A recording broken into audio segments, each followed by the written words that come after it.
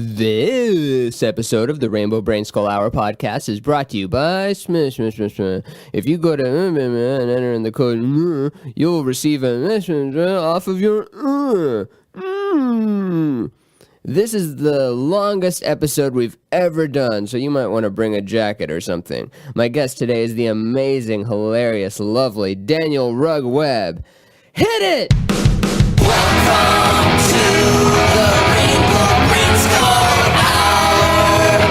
You're gonna have a good real time today. Every week there's a new guest, so that you'll learn something new. 'Cause that's all that we're here to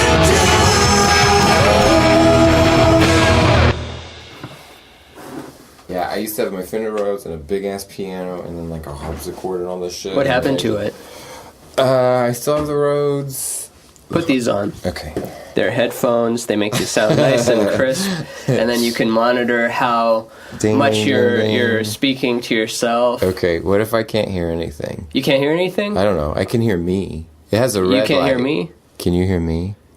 No, I can't hear Maybe you. because your headphones are off, because they're active, they've got a battery, so if there's no green light That's in it. All right, and what about now? Now can you hear me? Oh man, we're now all you hear me pilots. completely? Yeah, you're there. You feel like you're an actual radio show? We are on the air. Yeah, Because guess what? You're in an actual radio show, because I just go right into it, because it's the most authentic podcast in the This world. is We crazy. start with the most authentic I'm ready. content This is some witchcraft. in the whole world. This is some witchcraft. I like this book. I'm sorry. I'll get closer. Oh, yeah, because the microphones are on stacks of books, because I don't have actual mic stands. I have little USB microphones on top of, we've got the math book, we've got Harry Potter, we've got whatever that book is, the Spaceship's Guide to, I know the name of it, but when I'm in Hitchhiker's podcasts, Guide to the Galaxy. yeah, there we go. The Spaceship Guide to Brits. I was floating. We took the punting tour in Cambridge, over in England, right? And they point out all the shit. They're like, this is where Pink Floyd was. This is where whatever shit happened 900 years ago. But then they're like, this is where Douglas Adams stays. And I pulled out not this big ass version, but my hitch. I was like, I am currently reading Douglas Adams. You had the first one? It's because that copy has all 6 of them. All of them, which I haven't read all of them. You haven't? I have the big book, but I didn't read them. Why not? Because I didn't want to. Oh, okay, that's a fair enough answer. He's hysterical, though. The way he writes is way funny. Do you find that as you get older, you read, you're more comfortable, this might just be me, but more comfortable just reading a little bit of a book and be like, I get the point. Like, I don't have to finish this to prove to someone that I read the whole thing. I've been rereading, and I'm reading new Kurt Vonnegut I've never read before, but I'm like going through a phase, and there's this one book I'm fucking determined to finish, and it's Timequake. Timequake. It's a great book. It's kind of about time travel, and you sort of have to reread it, parts of it anyway. You go back over it, so it's really hard to catch back up, but I'm goddamn determined to finish it. And it's only like... I love Kurt Vonnegut. I haven't even read the best. half of his stuff, but I love he's a his genius. Style. And Joy Behar from The View says that he's... which one is that? She's the redheaded comedian. Okay. I want to take off my jacket because I'm already making too much noise. She said that he's the greatest American writer of the 20th century. I agree.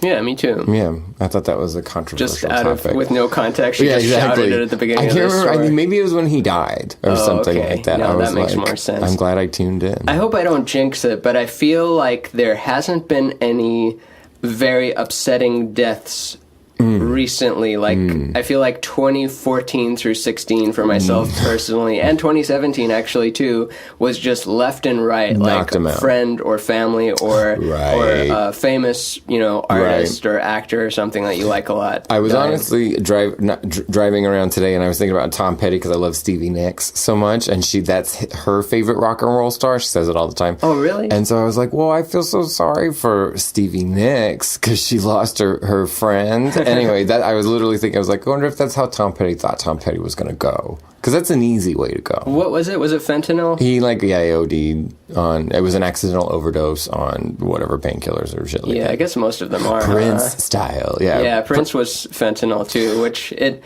did you find that with Prince's death, because there was this big, mystique surrounding him because it was so Yes. hard to find live videos of him, and there were Right. stories that you couldn't confirm, and that he had all this energy. And then when he dies, and you find the fentanyl thing, doesn't make it worse. It humanizes him more. It's like, of Sure. course, his hip was really destroyed by all that like crazy acrobatic stuff he did. Decades of floor drops. Yeah. I find he and Michael Jackson's death, for obvious reasons, are fascinating. But the Prince one really, it's like, because I think he built his own allure. You know what I mean? I think for he sure. really cultivated that mystery and stuff like that, which I like that about him. It worked for him. But okay, so he played a concert in Atlanta. And then he flew home, right? He played a solo piano concert, which I think was his last. Yeah, piano and a microphone. Too. Right. And so he's flying home and he ODs on the plane. So basically, I think, it's my humble opinion, Prince dies on the plane. Because if you read the reports, the plane was landing, making an emergency landing, and they were dropping at some points 5,000 feet a second. They were just a minute. They were dropping out of the sky, though, like 5,000 feet a minute to get to the ground because he was dead. You know what I mean? And so they blasted him back to life, and then they flew him to Minneapolis. Anyway, he hosted a party right before he died where the piano was there, and he mentioned that he was playing that and teaching himself, and that he was not playing his guitars so he could focus on playing the piano. I remember that quote, him saying that I can't play guitar hardly much these days, and you didn't know whether it meant that his health was in decline or whether I'm moving this a little closer to you. That's scary. I want your levels to be that nice crisp Daniel Rich and voice. crispy. Hi. Yeah. Do you think you have a nice voice? I think you have a nice voice. Thank you. Listen to it. I don't use headphones a lot, but there it is. That is nice. I hear my stand-up that most where I'm basically screeching at people, so that's a little more shrill. Yeah, and it's different because it's picking it up in a room, and like stand-up you or stand-up anyone is different than stand-up. Right. Of course, different than stand-up, but different than your normal self.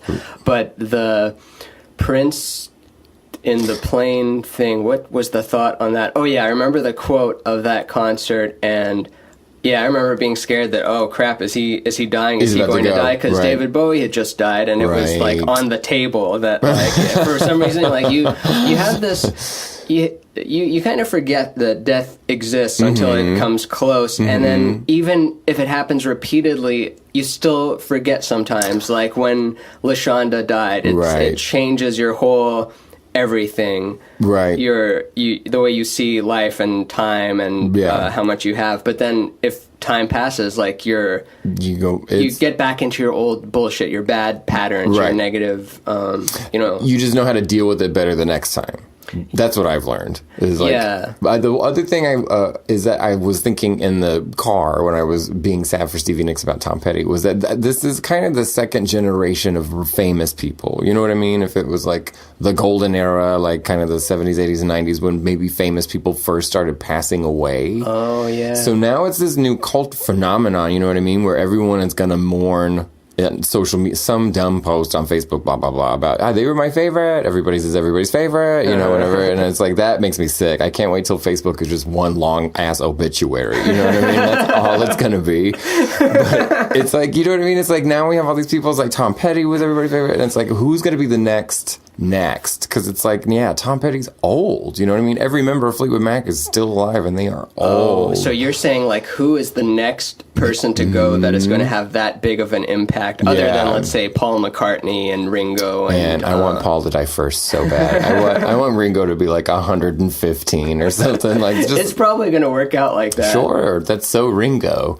Just to be like still kicking, he'll be like playing it. I joined last, and I also died last. I don't even know if that's the Ringo one, but I just like to do bad accents because it's my podcast. Sometimes I do the intros of these. I'll probably do the intro of this one in an accent. He sort of went Dracula at the end. I want to play your drums. I want to have a ring off where the people do their ringos. We tried to have a share challenge where everybody does their best share. Mine's always awful, but I could stand to have like with no auto tune.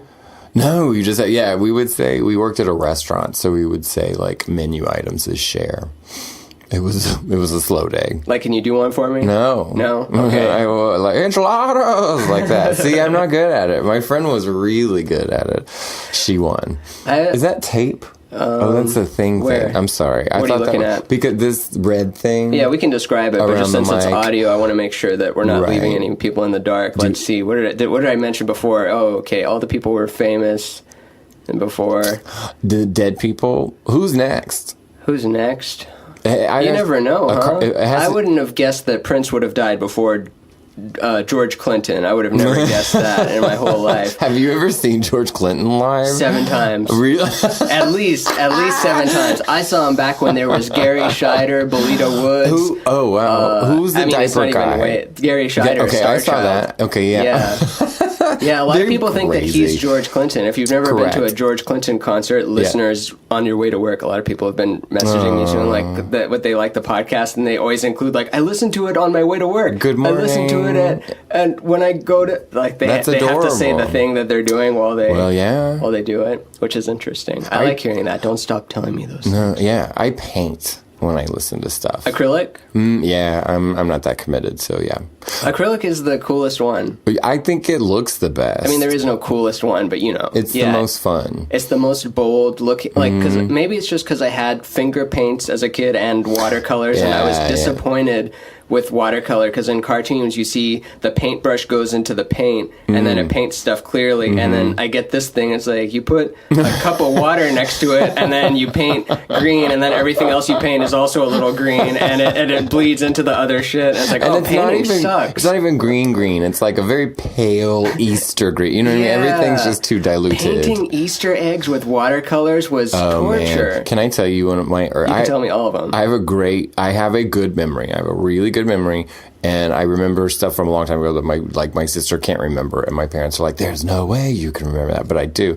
And one of the earliest, and I love this. My grandparents had a farm in Texas, and it was Easter, and I was a little kid, and we were dyeing Easter eggs, right? And I remember we had these like little kind of porcelain white cups, little teacups with the hot water, and you know those little kind of hanger paper clip things that you put the egg on to dip in the water, Yeah. right? So my parents were helping me with that because I was the younger one, right? So they're like helping stupid You're baby the Daniel. youngest? Yeah, there's just 2 of us with my sister, and so my sister's across from me just like you are right now, and she's dyeing the eggs, but she's 2 and stupider than me, and she knocked all the hot water all over her, and I just remember the adults freaking out about it and me not stopping. I remember I was still concentrating on the egg, but that water's hot. You know what I mean? That's hot water. I remember it was a sunny Sunday in Louisville, Texas. Just no reaction, or you thought that this is more important? I remember I just remember seeing it and being like, what about my egg? I just definitely remember that. But she was screaming. Oh, Jesus. Or overreacting. That could be a stand-up album cover, or not cover. Yeah, the cover too, but the name of it could be "What About My Egg." What about Are we recording this? Okay, We're good. recording all of it. All right, good. Yeah, Then coffee, slurp sounds, and I'll all. write it down later. I'm trying to lean away from the microphone when I slurp the coffee, because I can't not podcast with coffee. It's a sin. Some drink noises I like. All other noises that gross me out. Food noises gross me out. Yeah. Drink could be, depending on who's doing the slurp, but it does have a more ASMR Yeah. quality to it than food. I have a friend that's a gulper. It's so gross. He, with his mouth closed, it's like a... Oh, yeah. Every sip. It's like it sounds like a milkshake, but it's a glass of water. I don't like it. I like seamless Yeah, transition. and he's like, so handsome. It's awful. He smacks his food. It's really gross. It's like it's the deal ruiner. well, the few ways that men can be super gross is when they're slop. You know what I mean? It's like, so he's just this like smacky gross thing. Are you pretty clean? I think I'm I clean. don't know. I think I'm like a... Or I guess that you can be the judge of that. Do I look clean based on what my home looks absolutely. like? I am looking around. Yeah, Okay. that's the few times I default boy. It was like I got dirty dishes and I got like dog hair in corners. Do you think that every boy has green apple dishwasher soap in their house that it's issued to men as when you get born? Like they give you the blue onesie and then a blue apple, or not blue apple. What am I talking about? Green apple dishwashing. I'm only laughing because that's like exactly what I have at home right now is a green bottle of It's a thing. My Imitation neighbor Dawn. was doing this, not official experiment, but was just saying like, smell this and smell this. Which one do you like better? And then we'd say the one, and that we liked better. And then she's like, boys just like food ones more. They just do. They like food ones more than the flower ones. Can you see the color when you smell it? Can I see the color when I smell it? When you tested it out, I'm wondering if it just registers masculine because it's green as opposed to like yellow. Oh, I don't know. Yeah, dudes are afraid of like pink. You know what I mean? Like not this one, but actually no. To be honest, I wouldn't go out to, let's say I'm going to dinner with family or something. I'm not going to wear a very bright pink thing, and I don't think I wear bright pink anyway. Maybe I'll change in a year. Maybe it all changes. I don't know what that is. I love a little pink. I love a little, as the drawing and stuff. I use a lot of pink. Yeah. I include it in my version of the rainbow when they're teaching you Roy G. Biv, and it's like, you know, red, orange, yellow, green, blue, indigo, violet. Wait, indigo. Right, I'm exactly. sorry. Violet is the better version of... They got 2 purples. Yeah, get pink in there. Yeah, I agree. Violet, pink. Not sometimes pink, like why? Well, wasn't Always. Fuchsia was like the Crayola brand compromise in marker time before they would just straight up put pink in there, remember?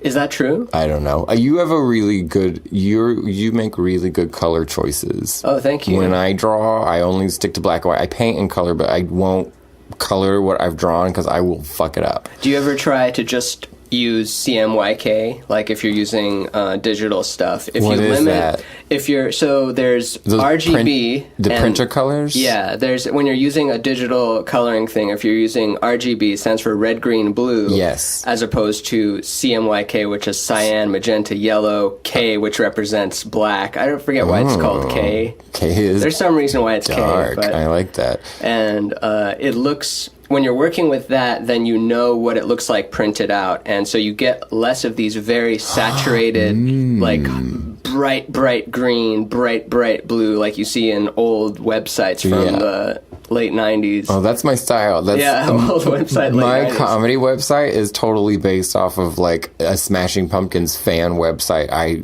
frequented in the 90s. Have you heard Billy Corgan talk about seeing a shapeshifter? Yes, I have. What do you make of all I that? have. He can't talk about it, or he's just saying it so that people get interested, like right now, and spreading the word about... Well, he said it on Howard Stern, right? I think that's where he said it, but then refused to like get specific. Yeah, It like was his life is in danger, or he's crazy, or like I feel like I always have to clarify that, because then I don't...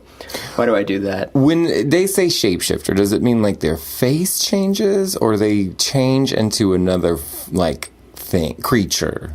I think it's anything goes. I think he's referring to beings that have managed to maybe manipulate light in any way they want, the same way that we could manipulate sound. Like we can make like a bird that can imitate a sound, or if you were to hide behind somewhere and then we can imitate other people's voice now. Photoshop is releasing the Photoshop of sound, where they did this demo with, I think, Jordan Peele, where they recorded him saying just a few sentences, and then using that audio made him say words that weren't even in that sentence. So just pure synthetic audio. So the way that we can do that, and we can do it with faces too, just in video, maybe there's people that can do it within this reality, is what he's referring to, or he's just making up, or he's crazy, or I'm crazy. Fucking with photons, man. That's all you gotta do, right? It's all like a little like electronic prestidigitation. I'm super curious about that, because why would you bring it up if you didn't want to like get into it?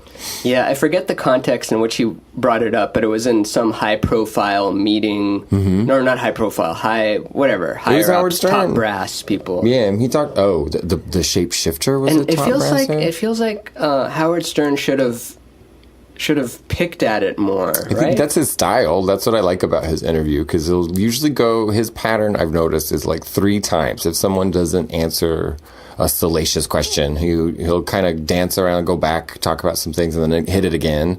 And it's whoever it is always coy and like, no, Howard, no. Yeah. And then the 3rd time they'll give you like a little information. That's all it is. Have you seen Ringo Starr on there? No, but Ringo Starr was on there, and Howard Stern just literally goes like, "Oh, have you ever been with a black chick before?"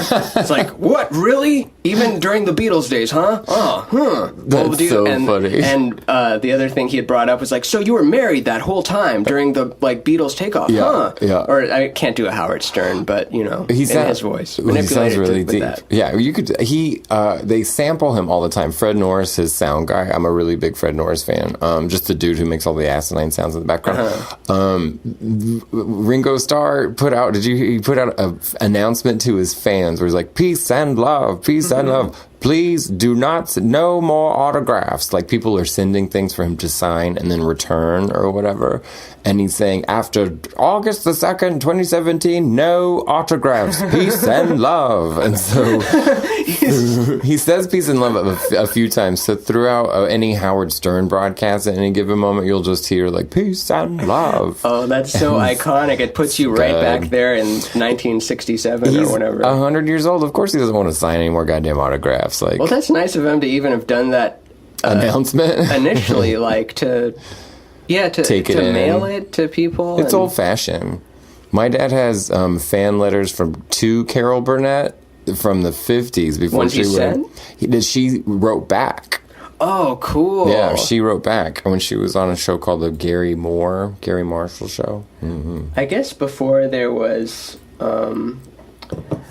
before social media and email and all that stuff, that was the only way you could connect to the people you saw on the screen. You actually could. That's the only way you could. Tori Spelling's autograph from writing her a fan letter in the 90s, and somehow I think I threw it away, like in between today and whenever I got that in the mail. Really? Years ago. You got a KonMari method that shit. Do you KonMari? Oh no, what is that? KonMari method is this book that took off, I think, maybe a couple years ago, 3 years ago. It's this Japanese lady who's a consultant for big businesses that helps them clean out their office and arrange things in the right way. And her whole philosophy is basically, if it doesn't inspire joy, you thank the object and then you give it away or sell it or throw it in the garbage. You don't keep it around like, oh, I don't know what to do with this, but it's so important to me. Even if it is the Tori Spelling fan letter, you say, thank you, Tori Spelling fan letter, for giving me joy all these years. Yep. It's time to part ways, and then you throw it in the garbage with banana peels and old coffee grounds. I do think that is where she was with just regular garbage, which is such a tragedy. But it's not the lowest level of hell, but it's somewhere in the middle. It's like number 3 or 4. I wish I had it. Whether or not she was actually the person who did it, it did say to Daniel Hart, like Tori, and some very 90210 era. Komani? What is it? KonMari. KonMari. The lady's name is, I just have to correct myself because I've been, and when you're at home with someone and you get like really goofy and you just refer to everyone as that bitch or something. It's like, who's that one bitch that did that one thing to that one cunt that sucks ass? Right. And just because you're, I don't know, being funny around one person, but then if I don't want to just say it on every single podcast. Right. Well, whatever, maybe I can be more Cumtown like or something. Are you familiar with the works of Cumtown? No, I mean, probably. I've walked the walk. It's Nick Mullen's podcast with Stavros and Adam, or Ian Fidance and Adam. CUM, Cumtown? Yeah. Wow. They have like $40,000 a month subscribers on Patreon. With a name like that, my goodness. Yeah. And I think they don't get sponsors or plugs sometimes because when he says the name of the podcast, they're like, well, we can't do that. Bleep. I used to have, my Twitter name used to have boobies in it. Ruben Boobies. What which happened I to love. Well, I switched it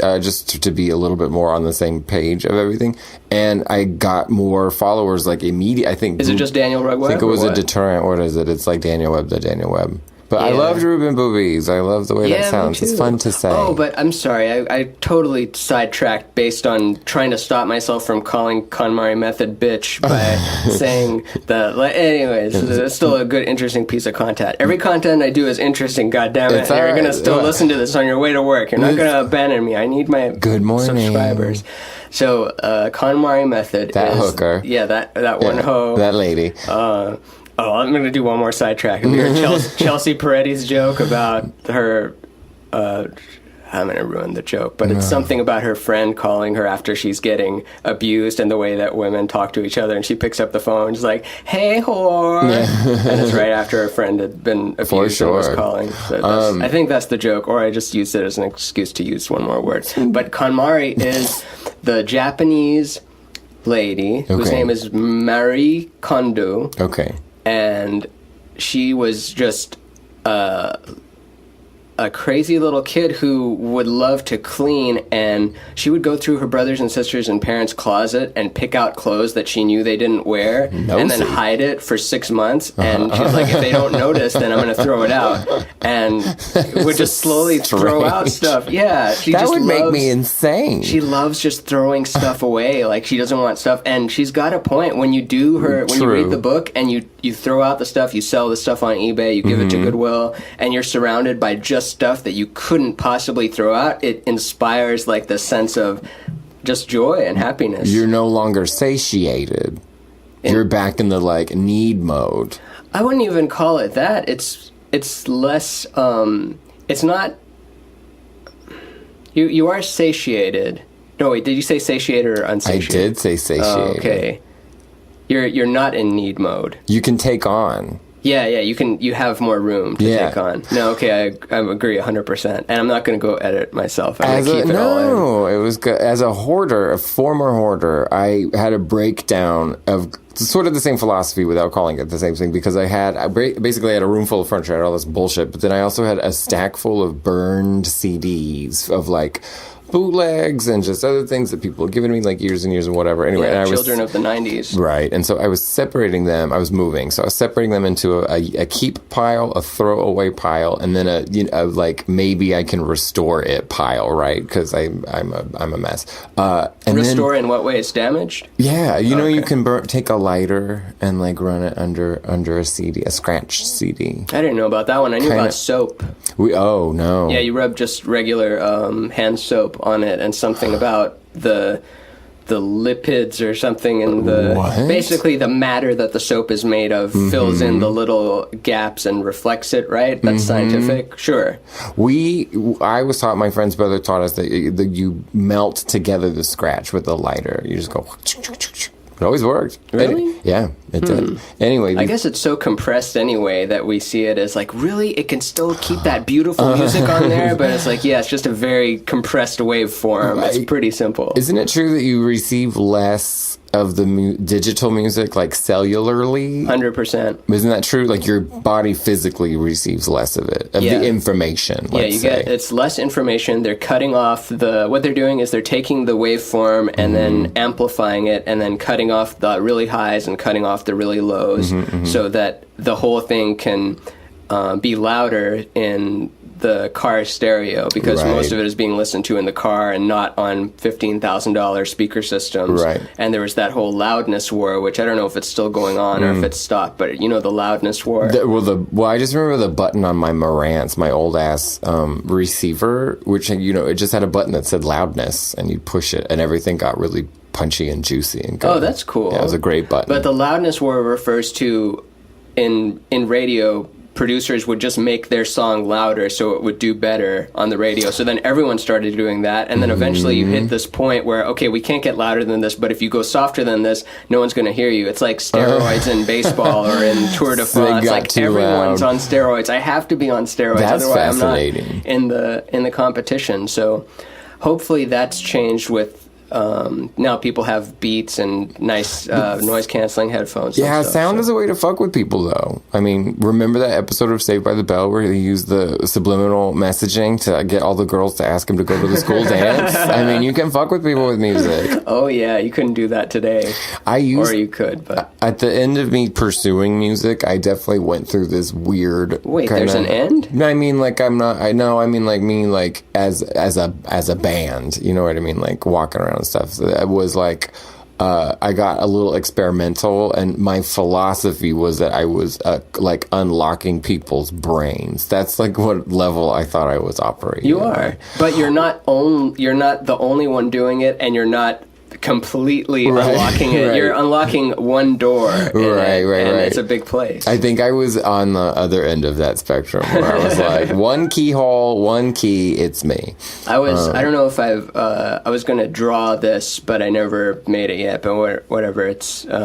But but something about how, you know, you should do it for your fans, and also they're not your fans. They're fans of lots of things. No one is a you fan. Yes. So they might be that. You might see them at your show and they might be like, you're the best. And then you've put them in this box. It's like, oh, a me fan. They're my follower. I have 12,000 people. It's like being in an arena of 12,000 people staring at me. No, it's not that. It's they're also staring at other stuff and they're also influencing other people. Do you have plans to like teach a course or anything, or you know, just like take up some sort of like fellowship in a mansion or some sort of large room? I'd love to if the opportunity were given to me, but right. I don't. I never liked school. I don't think that format is very conducive to learning. Is that the right word? Oh yeah, you said it. Yeah, conducive to learning. Like, okay, everybody sit in this hard ass chair at 8 in the morning and listen to me, even though I'm not being interesting. Right. And you might not need this stuff, and I'm not going to explain why you need this stuff. But teaching from a way that, oh, show me how you did that. Oh, well, it's easy. Do it, or.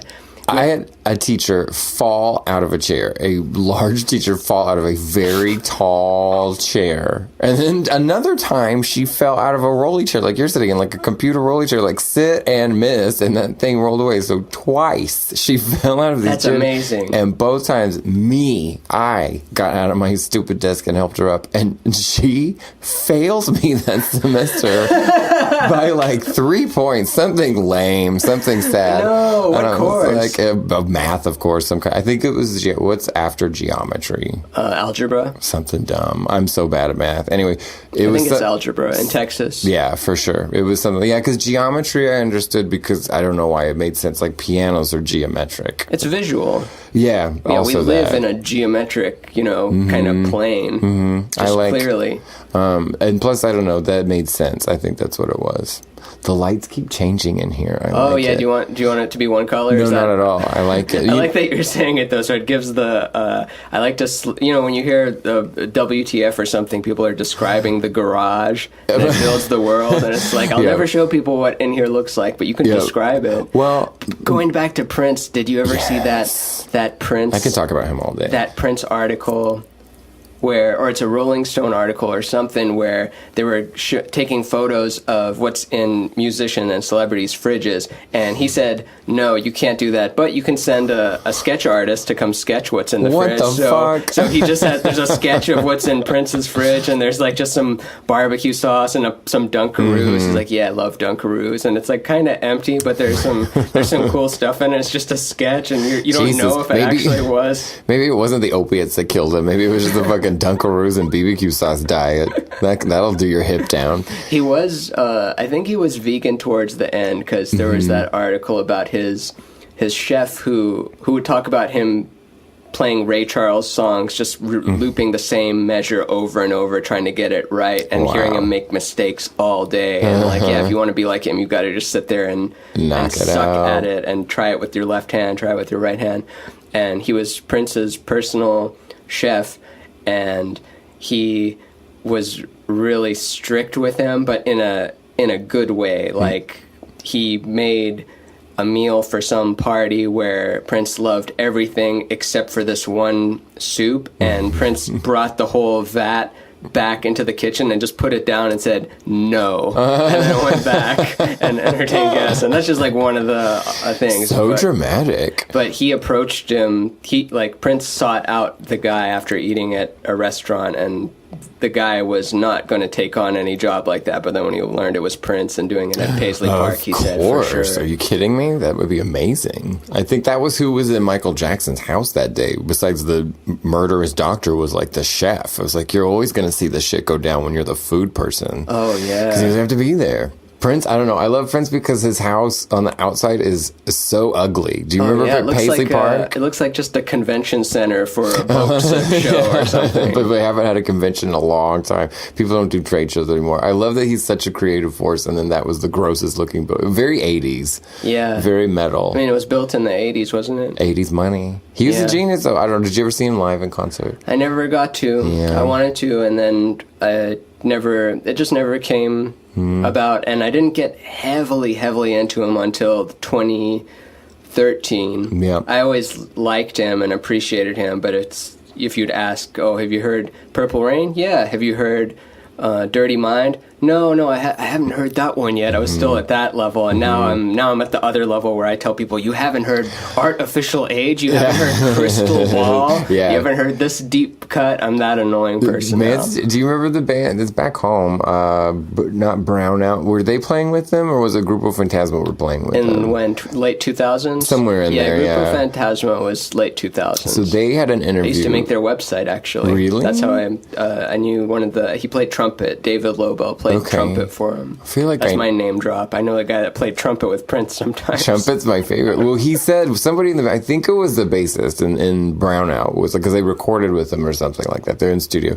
And he said that he would take your instrument away from you and play it and show you what you were doing wrong, or not necessarily wrong, but how to play it. Yeah. But that he could do that with every instrument. He'd sit down at the drums and be like, this is what you're doing wrong. Or, this is how to do it. And he basically did that to every single person. And he was like, he made us all better players. I believe it. That's Other insane. than, maybe not wind instruments. I'd have to look that up, but string instruments and percussion and piano, which piano I guess is percussion, 100%. That just reminded me, I was looking at Carrie Lendo and John Merriman's thing that they do for Moon Tower. It's called Inside Joke, I think. Yes. And Carrie's interviewing Lashonda and asks her, like, well, is there anyone you want to see on your, on your bucket list, before you die? And then she goes like, oh, just Prince, just his tiny ass, and or his little ass. I have to go look up the thing, but just watching that, it just hit me super hard. Like, oh shit, she said that, and then Prince dies like a year later, and then she dies, and it's this full circle of like now they're in the non-physical togetherness. Yeah. So I have two things to say about that. So last year when Lashonda passed, right, it was a crazy week. Number one, April's always a really just active time, but Lashonda passed, and a friend of mine was here from Iceland for part of Iceland Fest or something like that, where they were playing. Downtown was symphonies and blah, blah, blah, blah, blah. But they were doing one free show. Oh, I should say, he sings in like a 15-person a cappella church choir, more or less, from Schola Cantorum from Reykjavik. Anyway, it's this haunting, gorgeous a cappella, old ass music, right?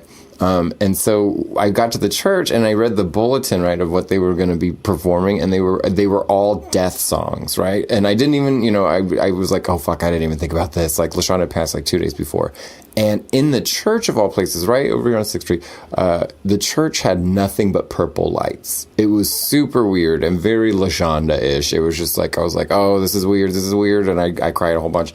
But then the other thing, kind of more to your point about Lashonda seeing Prince, was that Lashonda, Carrie Lindo, me, and Ralphie, I think that was it, you would message... Ralphie Hardesty. Ralphie Hardesty, my favorite. We would message each other anytime that there were clues about the missing Malaysian plane. And, oh, yeah, that's very 2015. Right. Yeah. So anytime there was like a rando, we think we found a wing, like Lashonda would pop up with a link to the article, or Carrie would, whatever. And so it was the day she passed that Carrie, we were all upset, but Carrie was sad when she said this. And she goes, I just thought about it, and now she knows where the plane is. Oh, I was shit. like, oh! Yeah, that's exactly it. That made it good. I don't know. I can't explain it, but that made it good. I was like, well, if somebody does that, I loved it. Poor girl. Yeah, Carrie's coming on here, I think, Wednesday. Yay. Yeah, I'm trying to get all, people I like, and all I think I'll have good talks with hometowns and not hometowns. She kills me. We're neighbors, so we get cheap sushi a lot right now. Where do you go? I don't even know the name of the place. It's right around the corner. I live in Thai Town, so lots of options. Very good. Yeah, around 10:30 every day, it smells like fried tofu. You've been in Los Angeles for a year? In a week. In a week? Year. Does it feel like home yet, or is this still this strange place? And because in your last stand-up set, I think last time I saw you was at my show, and you had a bit about like, when Los Angeles, I don't have a job. I don't have a job. Right. And then you turn it around to, the tone is like, I don't have a job. It's all play. And then, oh my God, I don't have a job. What am I going to do? Yeah. So has that fear subsided somewhat? Or is it? I'm used to having a waitress job, and I'm used to working 2 jobs most of the time. And then, so it's weird for me to kind of be, I'm a little lucky that comedy is sort of paying the bills, not like consistently. Do you go out of town?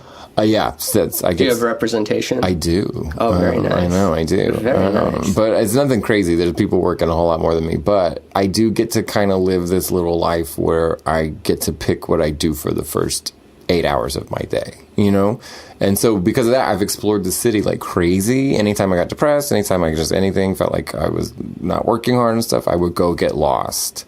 That's a good strategy. It's good to leave your apartment. Yeah. Well, Are you depressive? Oh, yeah. Big time. Yeah. Like clinically or just... Probably. I'm also I think I default downer. You know what I mean? I'm like a pothead, alcohol, mushroom kind of thing. I was never like a cocaine or anything, you know. Yeah. Who doesn't love heroin on the regular? But no, yeah, I think that's kind of normal. Wait, you said heroin on the red carpet? No, on the regular. Oh, on the regular. No. Maybe I just saw your red clothes and I've only done red carpet. And I was like, he wouldn't have said that. No, but I would do heroin on the red carpet. Would you really? I've only done heroin once, and it was by accident. Well, how was it accident? I think it was some poorly laced ecstasy. Oh, gotcha. Years ago. It's something that it seems, or it doesn't seem like you come out of that. Everyone I've known that's gone down that path, or other than saying like, well, I tried it once when I was 15 because it was something else that I thought it wasn't, and I don't want to out who said this to who on the public, but it's people we know. But someone I know did heroin and then called another friend of ours and said, guess what I did? And then they replied, heroin. And I said, wait, how do you know that? And it said, because that's what I said when I first did that. And just knew, and I just thought it was funny. But that's one that That's super good. Even if it is the best thing ever, and what I imagine, since it's just an opiate, is probably like, you know, Vicodin, like when you get your wisdom teeth out or something like that, but more intense, and then more dependency related. I was at a party a long time ago, around the turn of the century. I would go dancing with my friend Michelle. She's this beautiful Ecuadorian woman. So we go to clubs and all that stuff, and kind of like, but keep it pretty sober. We would just drink. We wouldn't do any drugs. But we went to this kind of all night thing where it was like going to be at this apartment and where everybody's going to party, and then they'll make us breakfast in the morning and all this stuff. But really what it was one person was DJing and everybody was in the bedroom doing heroin. Like literally like just needles. Oh yeah, just the whole thing. Because I went in looking for the bathroom and there were just people on the floor with like just the whole thing. It was like, and so what happened, we kept dancing, we stayed just in case the cops showed up, and the people would come in and out occasionally, but they were really in there. But every time they came out, like talking of shapeshifters, their faces changed. From midnight to 6 a.m. Like the people, one kid was so handsome, really cute young guy, and he just came at the end of the night when he came out, he was just a different looking person. Just pale and veiny. You could just see his eye, like under his eyes and his cheeks. Mom, if you're listening to this, which I don't think you do, but if you do, I don't go to those types of parties where people are doing that. Don't worry, I stay at home. I stay at home and watch docs. Well, I told a friend of ours, when Monty passed, one of the last times I saw Montgomery, he looked very thin, but I didn't think he looked ill. You know what I mean? And I remember being like, "You look great," you know, just like he maybe lost some weight or something like that. He was never fat, but he, I guess, was a bigger man. Yeah, anything like. But I just remember after he passed away, I was like, okay, note to self: don't compliment your friends when they look gaunt. Yeah, you know? It's like take it a step back. You know, you body dysmorphic son of a bitch. Tell everyone they should eat more. I think that's always a good thing, other than people over 300 pounds. But try to instill people like, hey, no, you should eat something. You want some Girl Scout cookies? Ever since I moved to LA, I suddenly don't care what I eat, and I don't care what I wear or what I look like when I leave the house. It's the weirdest conundrum. Really, the eat thing? Normally that changes. Normally here you become more health conscious. I don't know. I am healthy, so I don't know. I guess I can allow for as much ice cream in my coffee. Yes, I do eat a lot of grains. It's ice cream is healthy. That's what I think. And ice cream in the coffee, I notice that it makes me less jittery because something about having the fats in the whatever thing is in the ice cream. You absorb it a little bit. I want to be jittery on coffee. I like that.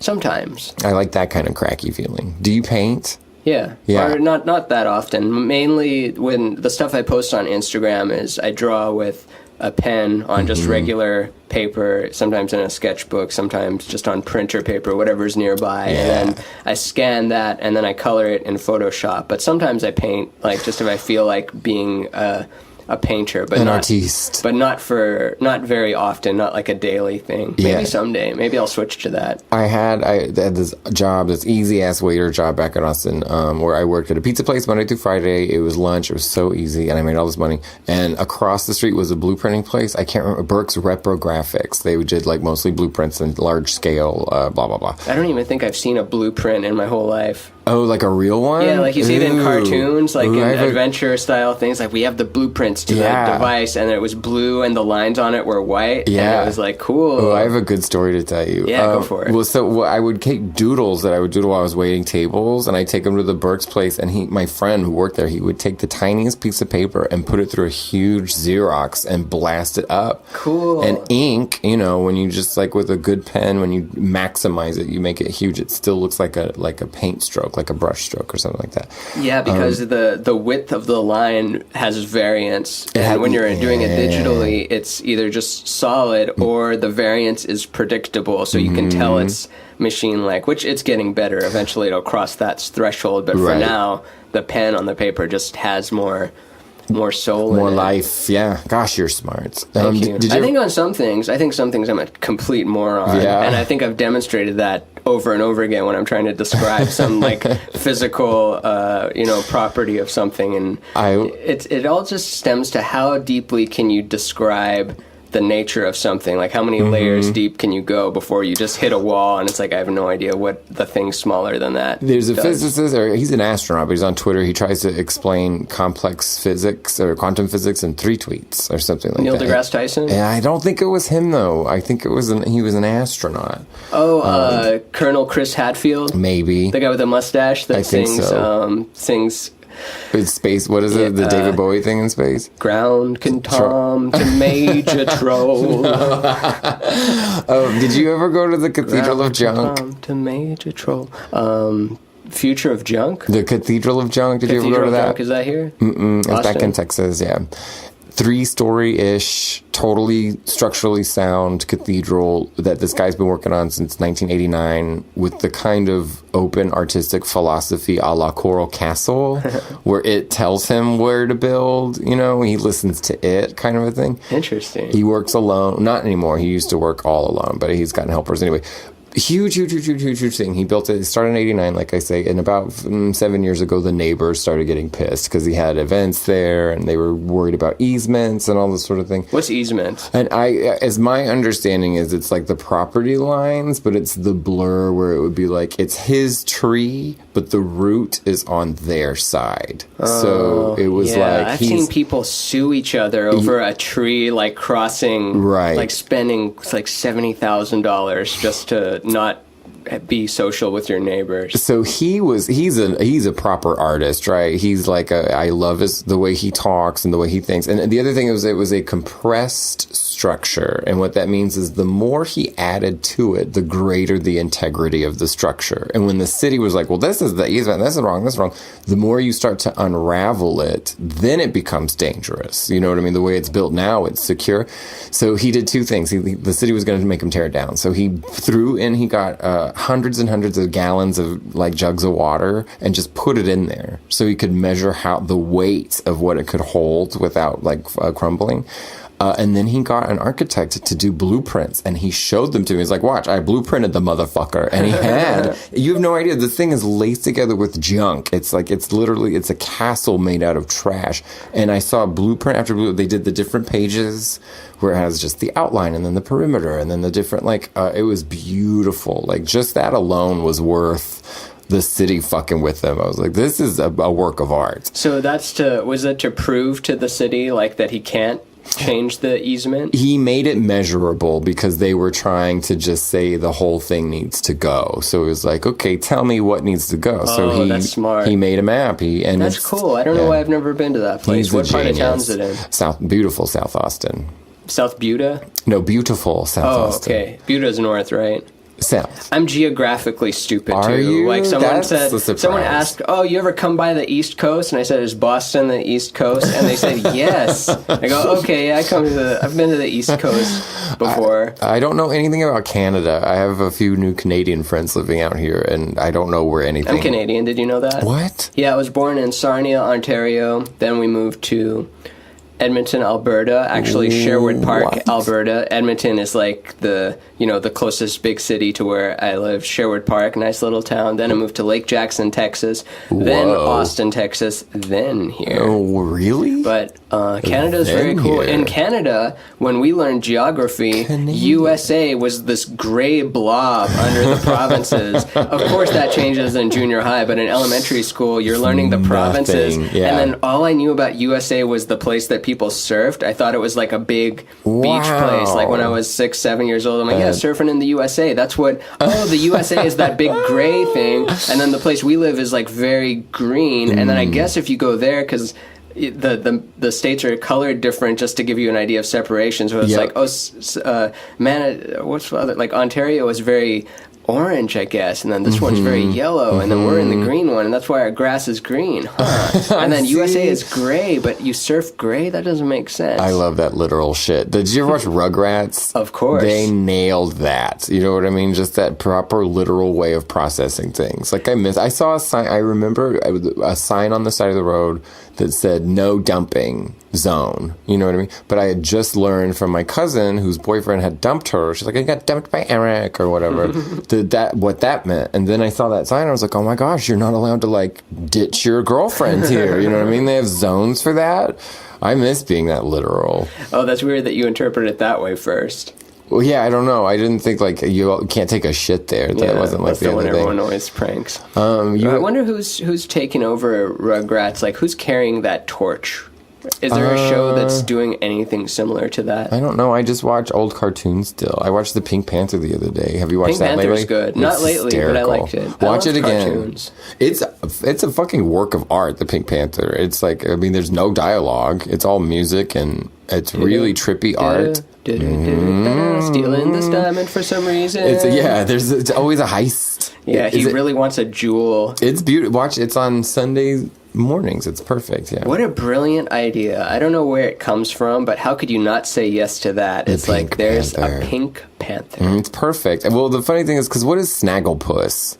Oh, just like a very effeminate hat-wearing cat guy. He's just a cat, right? Yeah. He's like not a panther. But is Snagglepuss the one that's like, ooh? Yeah, he's tougher and succotash. Yeah, that's very what I like almost Julia Child's level of like, ooh, like too much. Tone it down a little bit. I worked at a steakhouse with an old queen. He was so sweet, and he had been with his husband for like 20-something years and had platinum hair, and he'd never let his man see him dye his hair. He was full of 100 fucking hilarious stories.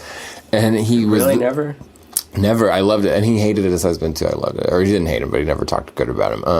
I just saw him, like, recently before I left town. I go, Keith, how are... They have all these beautiful golden retrievers. I go, how are your dogs? He goes, they're all dead.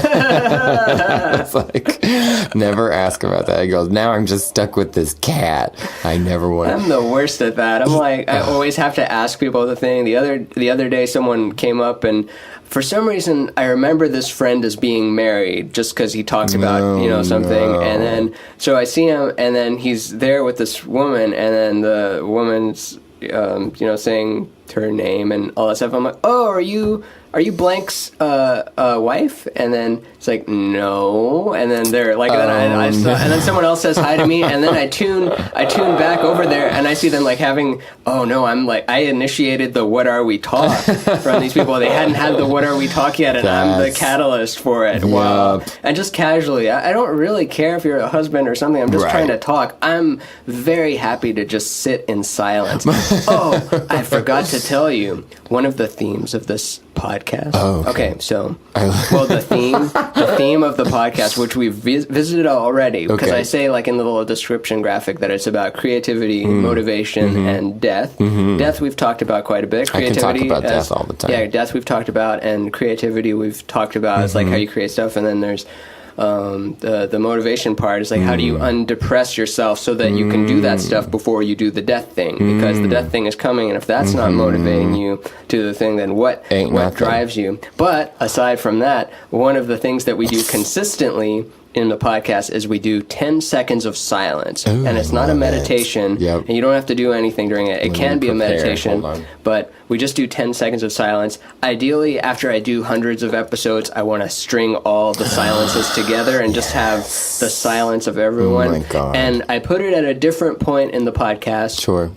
Every time. And what I think it symbolizes, which I didn't really go into it knowing this, but now I'm saying this is what it symbolizes, is that we're here for whatever amount of time. Sometimes we're here till we're 2 years old, 10 years old. Very few of us make it past 100, but sometime within those first 100 minutes, we go silent for a short amount of time. But then all of a sudden, we're called back into existence, because if you're not familiar, when you were a nothing for however many infinity years, you were called into existence. It made a Daniel. The being that's feeling the felt presence of immediate experience behind those eyes right now is Stardust eternal. activated. Yeah, it's eternal. So we'll just do the 10 seconds of silence now.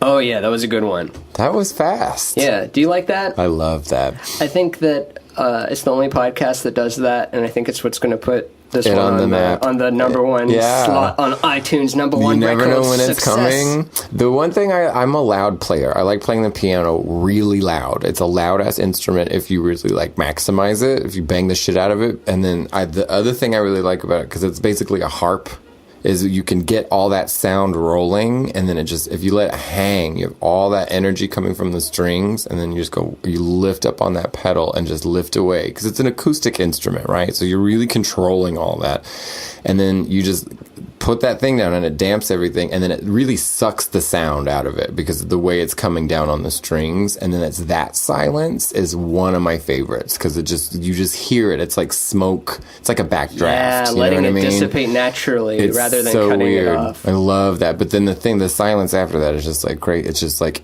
I don't know. It's like being in a big empty room. My friend Mike Fisher. Shout out to Mike Fisher Hey, if you're listening to this. Mike. I know he listens to the podcast. I don't know if you'll hear this episode, because some of my favorite episodes I never hear. But he was telling me a little while ago, like, hey, you ever notice, like, the sounds on the radio, like, they always fade away into the next thing? What is that? Does that imply that the band is going away from you, or you're leaving the room that the band is playing in when you're in the radio and then the song fades away? Does that mean you're walking away or they're leaving? I thought that was kind of cool. I had a Bob Marley demo. I don't necessarily listen to Bob Marley, but I loved this demo because it sounded like the Wailers and the backup and everybody were just in the kitchen doing the dishes. Just based on the audio, you know what I mean? It just sounded really homey. Like they were just back there kind of hanging out, like maybe throwing in their 2 cents musically. That's what we like most about albums, I think. It's the little imperfections, for lack of a better word, but just the things that you won't find anywhere else on that record, whether it's like there's a track of just whispers in the middle of it, or the way that there's a click at the end of that song, or you know, a very popular one is the smoke weed every day. And the part that comes before that, it's not a predictable count. It's hey smoke weed, and it comes at a part where you don't think it's going to show up, and it Have you ever tripped mushrooms and listened to Bjork? No. It's what it's made for. It's really good. Her music is Just really any good for Bjork? that. I'm, kind of like turn of the century Bjork. Have you seen Bjork? Oh yeah, twice. Who's number one live concert? If you could That's even, a tough, if yeah. you could even, give me 5. She definitely Bjork. I saw Tool once, and they were so loud. It was just so good. That was the kind of loud I really wanted. I saw Tim Reynolds, who is guitar player, and he most famously played on that Dave Matthews Double album, that yellow blue one that lots of yuppie people had. I'm not a big Dave Matthews guy, no problem. but I feel like every Dave Matthews album could be a double This album. one, I have no very idea, true. but he seems like a guy that every album could be a double or triple album. So he had this guy, he plays sometimes in his band, Tim Reynolds, and he's an acoustic guitar. I think you would love this little window of what he does. He does quite a few things that I don't like, but Hate crimes. Yeah, I mean, he's ghastly animal. He clubs seals all the time. I mean, that I like. And so Tim Reynolds, he is known for playing in like Dave Matthews. That's probably the audience. So in like 2001, my mom wanted to go see him because she was thinking it would be like a Dave Matthews concert. So we go to Caravan of Dreams, which was a darling little music venue in downtown Fort Worth, and we're going to that. I'm 19 years old, and it's not a Dave Matthews concert. It's just this instrumental. He has 3 guitars and a zillion pedals, and he's like, this one's called Marilyn Manson Can Fart Out My Ear, and then he just plays the trippiest thing in the world. And my mom is like, do you want to go? I'm like, no, this is amazing. Because he'd play guitar, put it down, and it's still sounding, and then he picks up another thing and just starts layering. You know what I mean? Cool. So, I mean, clearly that's probably not an actual song, but he's improvising and then giving it an improv name. Yeah, you should look. There's bootlegs. I like that. That dynamic reminds me of Frank Zappa listening to Edgar Varese, which is a French composer with a lot of like sirens and bells and ambient noise. Edgar Varese. Okay.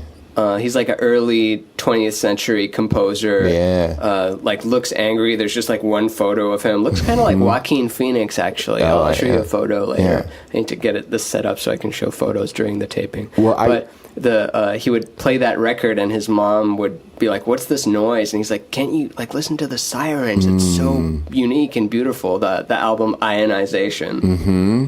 I want to. Okay, so my friend's mom just passed away last year sometime, and I did Good riddance. Just kidding.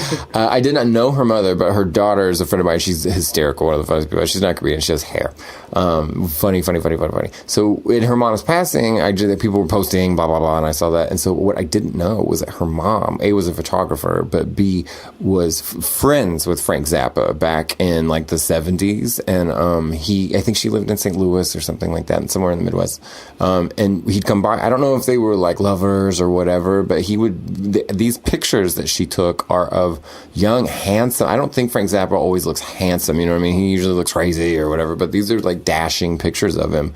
There's a picture, I'll show them to you after the thing, but these are her photos at her house. There's pictures of him holding the license plate that says Zappa that's in like the Frank Zappa Museum. Oh, cool. Yeah, there's a picture of him getting in his car with his bodyguard. I think his name was Big John.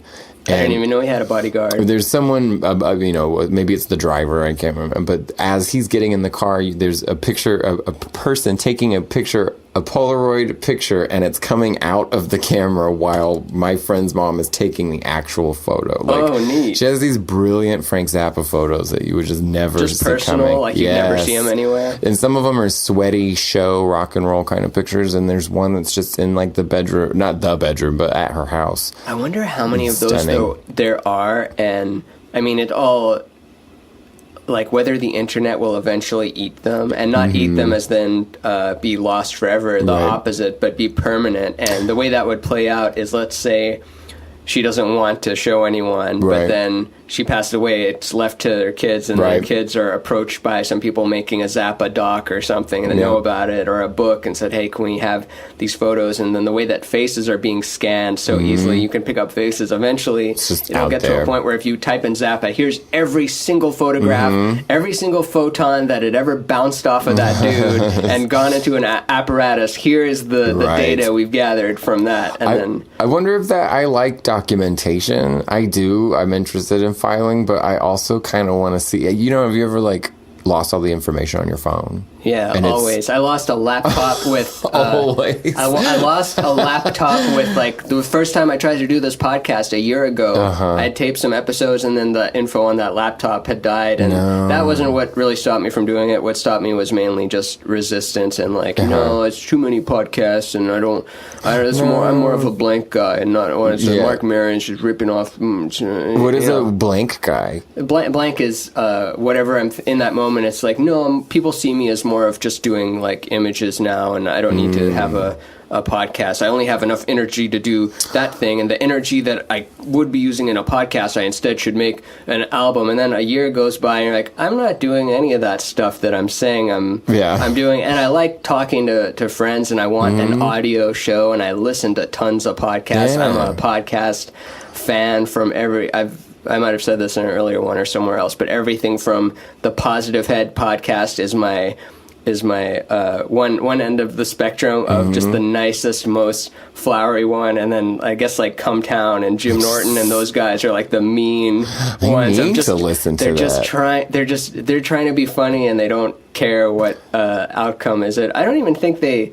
say that much bad stuff, but maybe just because of the name of it or something. But I think I've always thought Mullen is funny, and that those other guys they have on it can be interesting too. I'm a radio fan, so I listen to Howard Stern a lot. But Stern is the best interviewer of all time, I think. I love his shit. Well, I like Robin Quivers a lot. He's kills even better, me. or she's even better. It's just the news. I like when they do the news at the end. That's my favorite part. But you're right. He's the best interviewer ever. It's just like he always gets the shit out of there. But I like old radio, which is still podcasty, because it's like if there's a script, it still sounds like banter. You know what I mean? It's not necessarily like that's the kind of shit I like. I don't listen to podcasts right now. I watch too much news. Why don't you listen to podcasts? Just because I want to watch news. I want to see if I'm gonna like, you know what I mean. I watch like panels and shit like that. Interesting. So you care about the.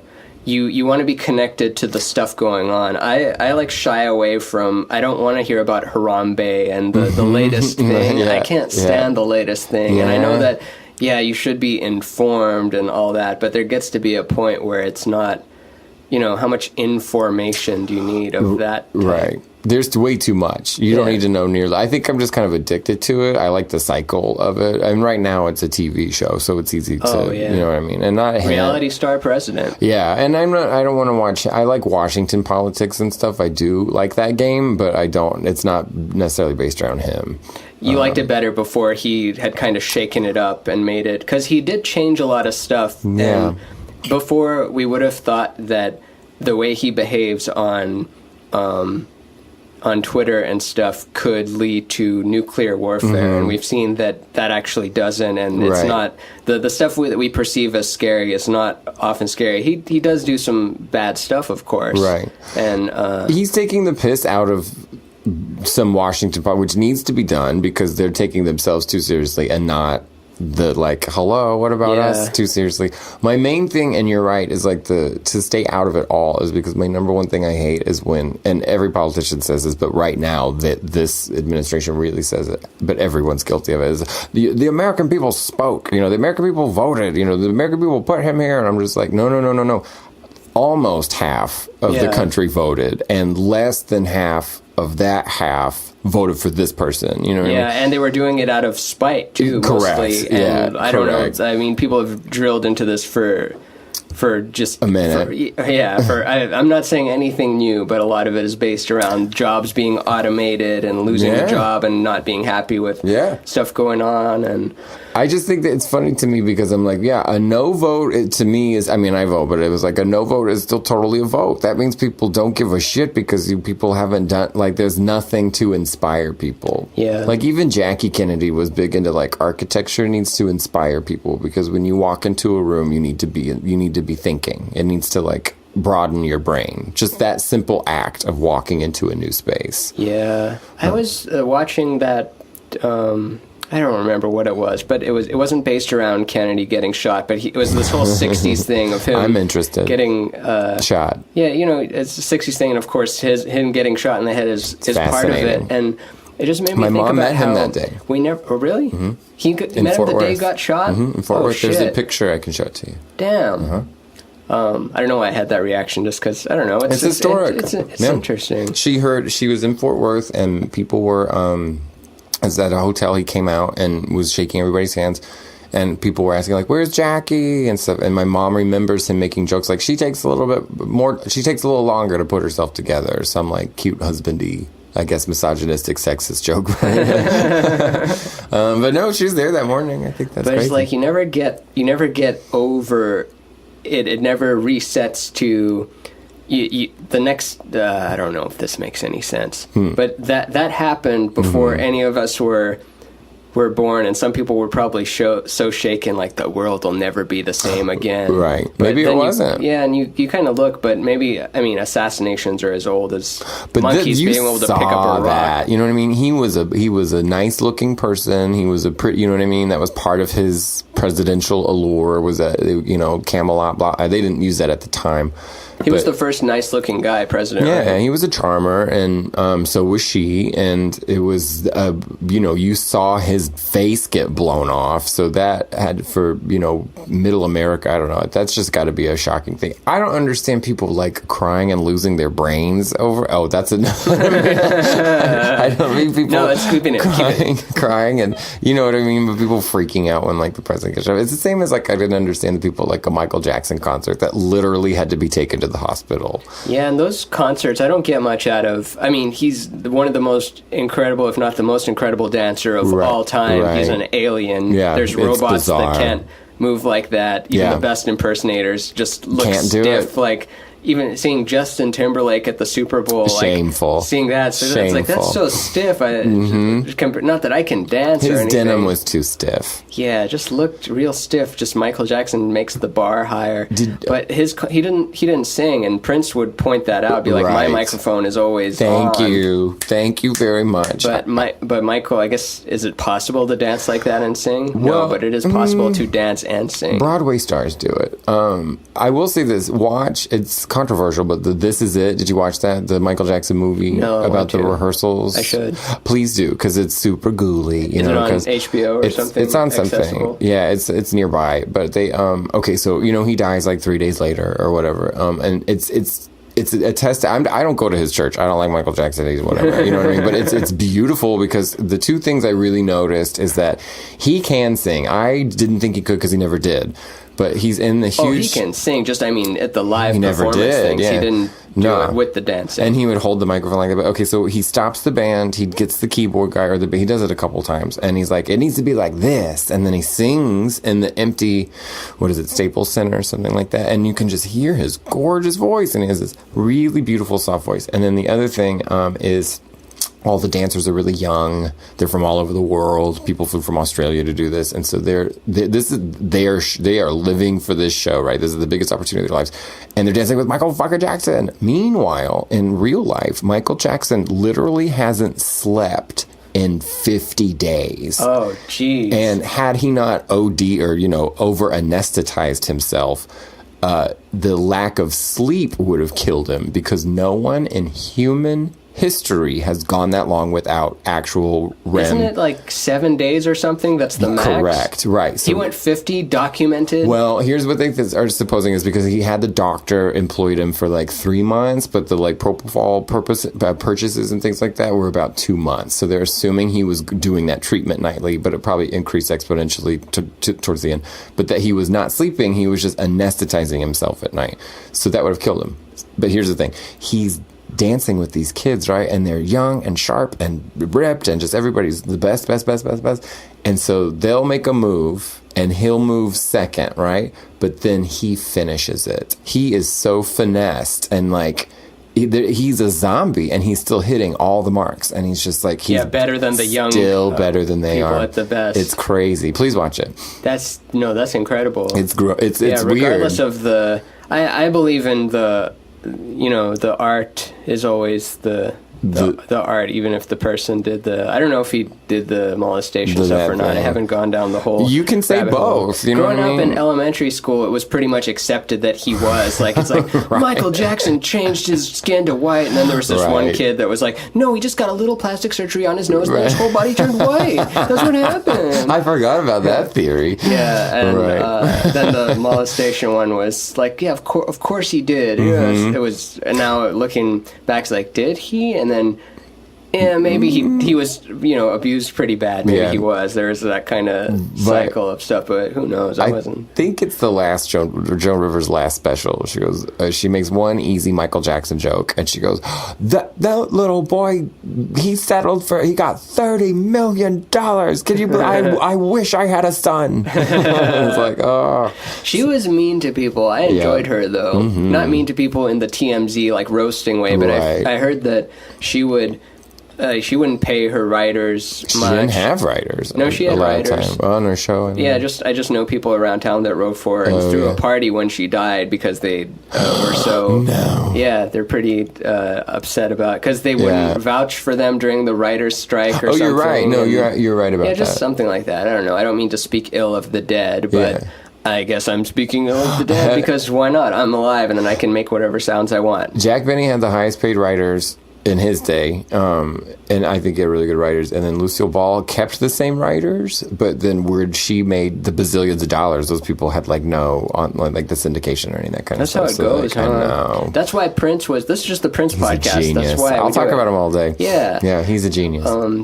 That's why Prince was so litigious, Mm-hmm. I guess, because he just saw his, people before him get screwed out of their royalties and money and art and stuff, and so he had a team of female black lawyers that were Love it. vicious and just like took Amazing. down everything, Love and it. people wouldn't even want to. Mess with him. Yeah. He has so many he's in so many songs, he's sampled in so many songs and like produced stuff that the royalties on that I think are his cash cow, let alone his huge catalog and stuff like that. Like one of Stevie Nicks' songs, he's all over. Which one? I know Stand he Back. just did a lot of stuff for people, even some not credited, just written behind the scenes. Like every song in the 80s is written by him. He's touched on it because he's a genius. Yeah, a song called Stand Back, you can totally, I mean, she talks about it, but you can hear it. He does all this synthy stuff and things like that, but it's based on Little Red Corvette. So she's like, hey, I wrote this song on top of your song. Will you come play this? So I don't know. Interesting. Isn't that great? I know. Also, George Clinton's "We Want the Funk" is based off of "Fame" by David Bowie, and he says that he's like, "Yeah, the way we came up with "We Want the Funk" is listen to "Fame," and it's like, "Fame, we want the funk, fame, we want the." It's like David Bowie was funky. Oh my God, I saw George Clinton, or I saw Parliament Funkadelic with George Clinton once With Gary Scheider. Yes, and it's a really witchy woman or women. There were some really older witchy singer women. Belita Woods, I think Kendra Foster. They were so cool. His granddaughter Sativa Clinton. Oh, you're kidding! They were two of them were older. That's what I remember, and they were. It's probably Belita Woods. It was. She's dead now. Really? Rest in peace, Belita Woods. Man, they were. One of them was older. She may have been missing one tooth. She was very witchy, and So 24 hours before the show, I'm at a friend's apartment with a bunch of us. We're just having an easy party, and there's this dumb drinking game that's like a patty cake game. And one of the new friends I had never met him before. He's this blind guy, right? And I'm drunk. I'm teaching him this patty cake drinking game, and he's like masters it, right? I'm just like, this is crazy. You can't even see, and you're better than me, right? And I'm not okay. So the best thing about Parliament is it takes George Clinton 9 hours to get on stage, right? The band plays for forever, and there's no opening act. It's them for like it takes anywhere between an hour and 3 hours before George Clinton himself is there, ready, I guess. And so he's up there, and all of a sudden, I can't remember this guy's name, but George Clinton goes like, "Ladies and gentlemen, please welcome Sam Samerson," and on stage walks that blind guy with a saxophone, and he plays this like rip-roaring sax solo while George Clinton holds a microphone in the horn of the saxophone. And I'm like, 24 hours ago, I was playing patty cake with that motherfucker. It was crazy. It was a great show. Was it in Austin, like at Stubbs or something? It was a free show at Auditorium Shores. Was that the one where it's the shrimp festival or something? Whatever was there, it was at the end of. So I felt like I was just at a George Clinton show, but it could have been some. I mean, it was free. I might have been there. I might have been to that one. It was a minute ago. It was a good show, though. Yeah, if Gary Scheider was still there, and it's in Austin, and it was outdoors, I might have been to that one. Was there a witchy woman wearing a green dress? Yeah. Yeah. I think it was Belita Woods that we were talking about. I'm going to look her up. I need to know more about We've her. got a lot of people we need to show pictures of after this. yeah. Hopefully the listeners at home or in the car are still in their car and haven't gotten in any accidents. Safely Googling. Yeah. Who else is going to die? Okay, let's make let's A death pool? Yeah, let's see. Doug Stanhope has a celebrity death pool, so they're probably more on board with they have analytics for that kind of stuff more than, because they think like, okay, this person's life is dictated by this behavior, thus they should probably clock out around this time. But it's my belief. Do you know the end of The Dark Crystal? What? What's Dark Crystal? The Dark Crystal? Is that a cartoon? The Jim Henson movie. Ooh, yes. That's what I mean, the cartoon. Yeah, I need to see it again, but it's been a long time. Oh, you're not fluent in that? That surprises me. I should be, but I don't know. I just missed some stuff, or I don't remember. I have a brain full of, as Jimmy Roulette would put, 8 pounds of chewed up bubble gum. You're busy. I've been chewing gum lately. Do you know Jimmy Roulette, or is that before your time? Jimmy Roulette's an Austin comic who was, one of the bigger guys there, and I think he doesn't do stand-up anymore, or is taking a break from it or something, but very funny. Yeah. He had a bit about his, or that wasn't even the bit. I think he just said it like off the cuff, like it's like my brain's just 8 pounds of chewed up bubble gum in here. No, not yours. Yours is fluffier than that, I think. Yeah, still 8 pounds, just more. Have you ever made cotton candy? Like in The Thing? Have you ever I've done watched it get made. It's weird, right? Yeah, it doesn't look like it should form into anything, but it does. I think that's what's going on in my brain. It's just a lot of like cotton candy whirling. Yeah, who knows how any of the... You can't point to an idea. You can't really... You can visualize something kind of close to it, but where it comes from is somewhere infinitely small. Like, who knows where that... Because everything is a vibration, and it's... this isn't even hippy-dippy talk, but it does... Every physical thing you see has a vibrational predecessor to it. It has to occur as an idea or and vibration is just a frequency, and frequent meaning how frequently does it hit this part of it, a frequency. So it's just that. Right. I have a Ukrainian Orthodox priest friend. He looks like Santa Claus, and he has 100 million stories. He's been everywhere. He's done everything. He used to make sundials for a living. He was a nurse. That's a living? Precisely. He was a nurse, and he with Rocky Erickson, when he got out of the loony bin, he was like a live-in nurse with him. He met John Wayne. He has all these crazy stories. He was on the Six Pack when someone was that dude was shooting people at the University of Texas. Yeah, that stuff. That would suck. I know. I mean, they all suck, but I guess that's why the kids are leading the way against gun reform, is because they're the ones actually having to go to school, so they've got nothing to lose, whereas the people out of school is like, oh, it's so unfortunate that these kids I've never heard of were shot, but they're... And you need that teen drama. You know what I mean? Did you ever go to a teenage funeral? It's very dramatic. Lots of drama. No, actually, I never did. Yeah, in high school? I didn't... I was going to say get to go to a funeral. I didn't go to a funeral for a while. It's like I wasn't exposed to death close by till later on. Oh, I stopped counting at 30, how many I'd been to.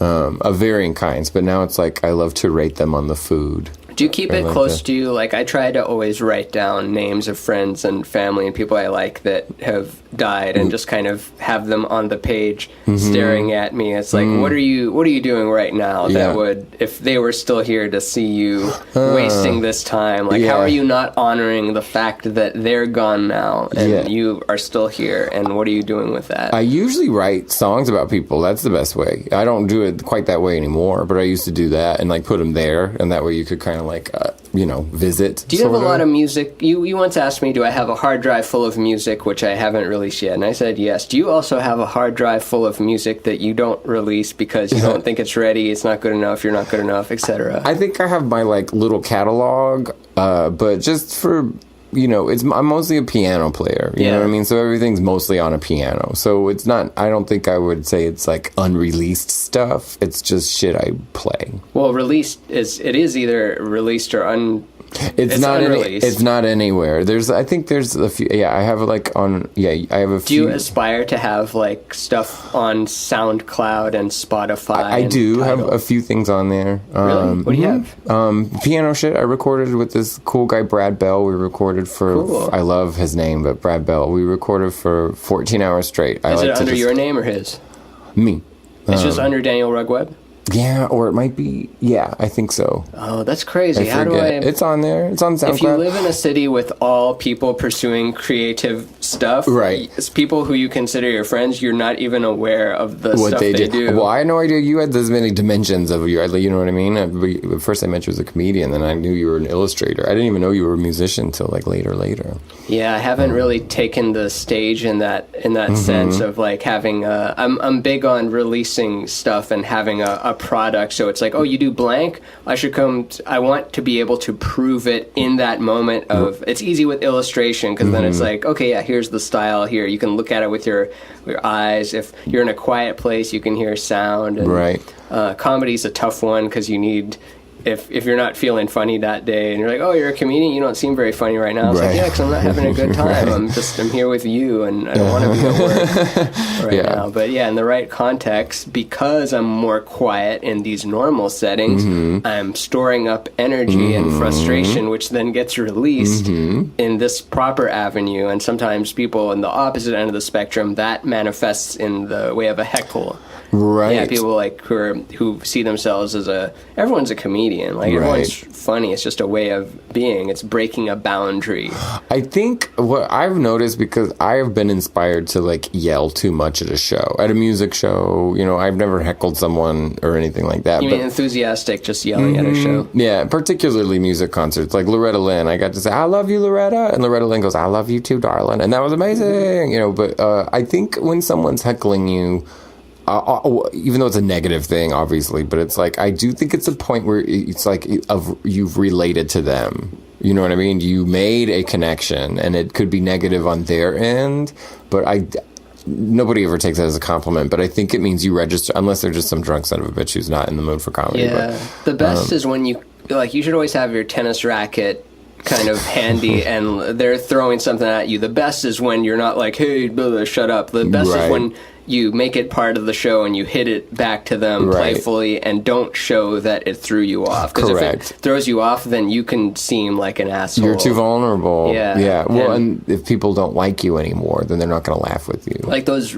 people who are real road dogs, like Chad Daniels is like really good at if someone yells out something, like he doesn't have to go, what? And then says the thing. He just hears it faintly and has a like quick thing back. I go so fast. I don't get interrupted a lot. I love your style of that going, and you move a lot too. You move side to side and you move up and down. So, and you whether you're having fun or not, you give off the appearance that you are having fun, and it's very much you. You're not trying to go be a comedian. You're very much up there. You. I remember the first time I saw you was in a dress and playing piano at Lendo's show in like No Shame or something. Is it called No Shame? No Shame. The one at North No Door. Show. Yeah. Something like that. And you were just the piano guy. I don't think you said a word. And it was Then the first time I saw you do stand up, I don't remember what the material was, but it's like your persona was already defined like that early. It felt like you already knew who you were. Was it the Encyclopedia show? Was Ralphie there? Could be the Encyclopedia show with Leah Moss. Yeah. Leah Moss was there too, and she like did this thing about Rick Perry, and because Rick Perry had done something ghastly, awful. I do miss him, sort of. Is he not the governor anymore? No, he's the head of president. Nope, he's the head of not the EPA. He's the head of the DEA. No, not that. It's not that good. I'll think of it in a minute. I do miss Rick Perry. DPS? No, it's that's a step down. It's not the Environmental Protection Agency, and it's not the Secretary of Education. It's one more. It's the one he couldn't remember when he goes, I want to get rid of this, and oops, he's in charge of the one he wanted to get rid of. Correct. One thing about that it showed that at least he was being honest there, because the thing you're referring to, it's like name 3 of the things you're describing, and then it's like that's 2. It's like you forgot this, and then he just goes, whoops. Yeah. Like the bad boy in class, like, I don't care. Like, I'll say that he didn't squirm. he spoke at my sister's graduation. Rick Perry, the former governor of Texas, spoke at my sister's college graduation in Nacogdoches, Texas, East Texas. And one of the other speakers was this gold medalist, I think swimmer, whose sister was also graduating, and he just won a gold medal.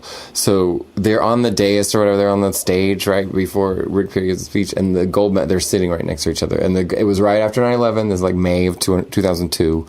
So the gold medalist gives this big dumb flag waving ballyhoo, like, America, I'm not just we're terrorists or loser. You know, it was just like all American boy.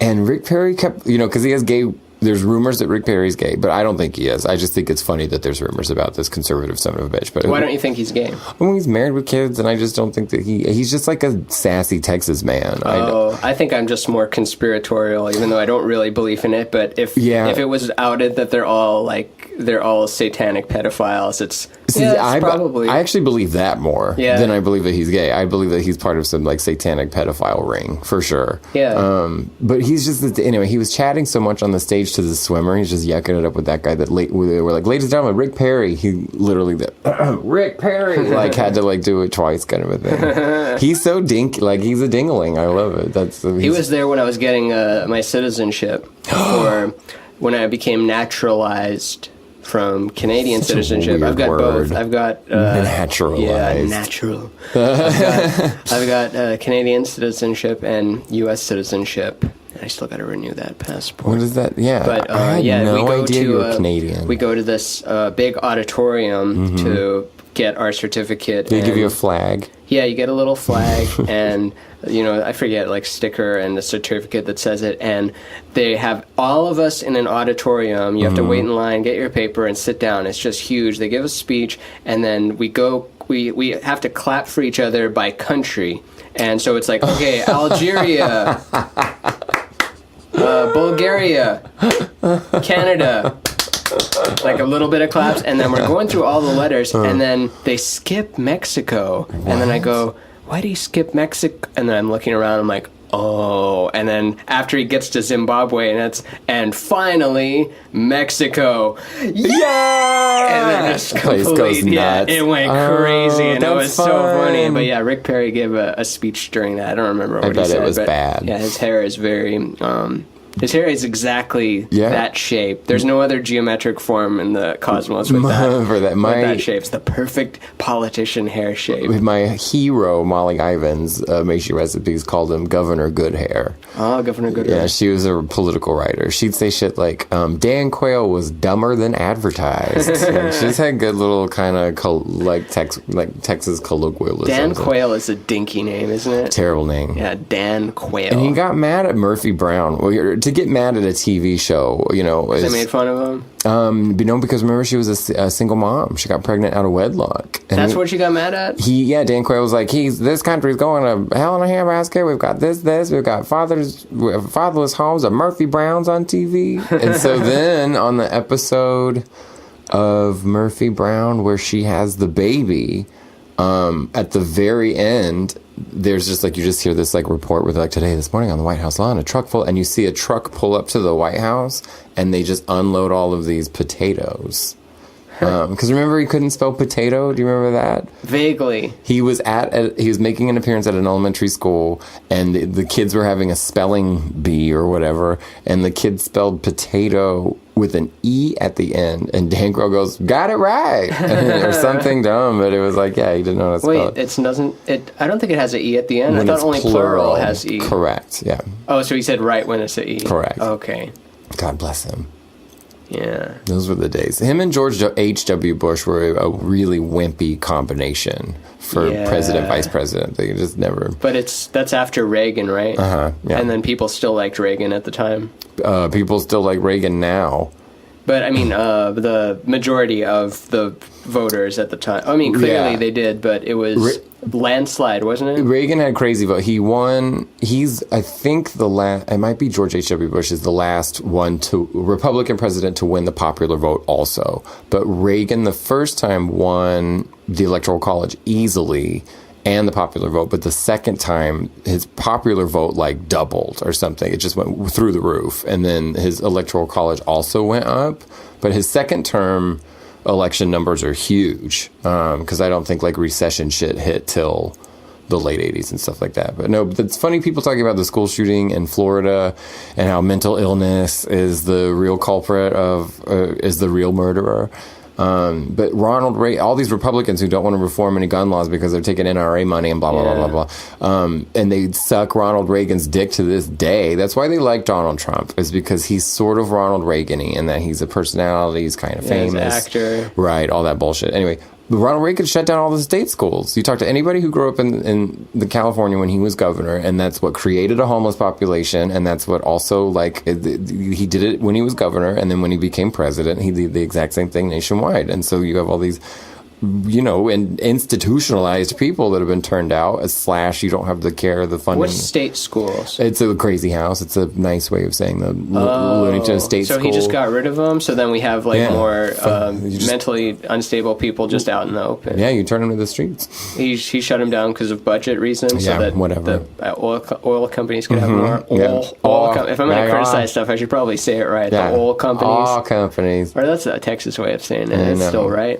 Oil companies. I like Ronald Reagan. I like to think that he did have dementia while he was in the White House. Yeah, that's even better. I think that's even funnier. I don't know enough about, even if I did watch all of it, I don't actually know what they're doing outside of,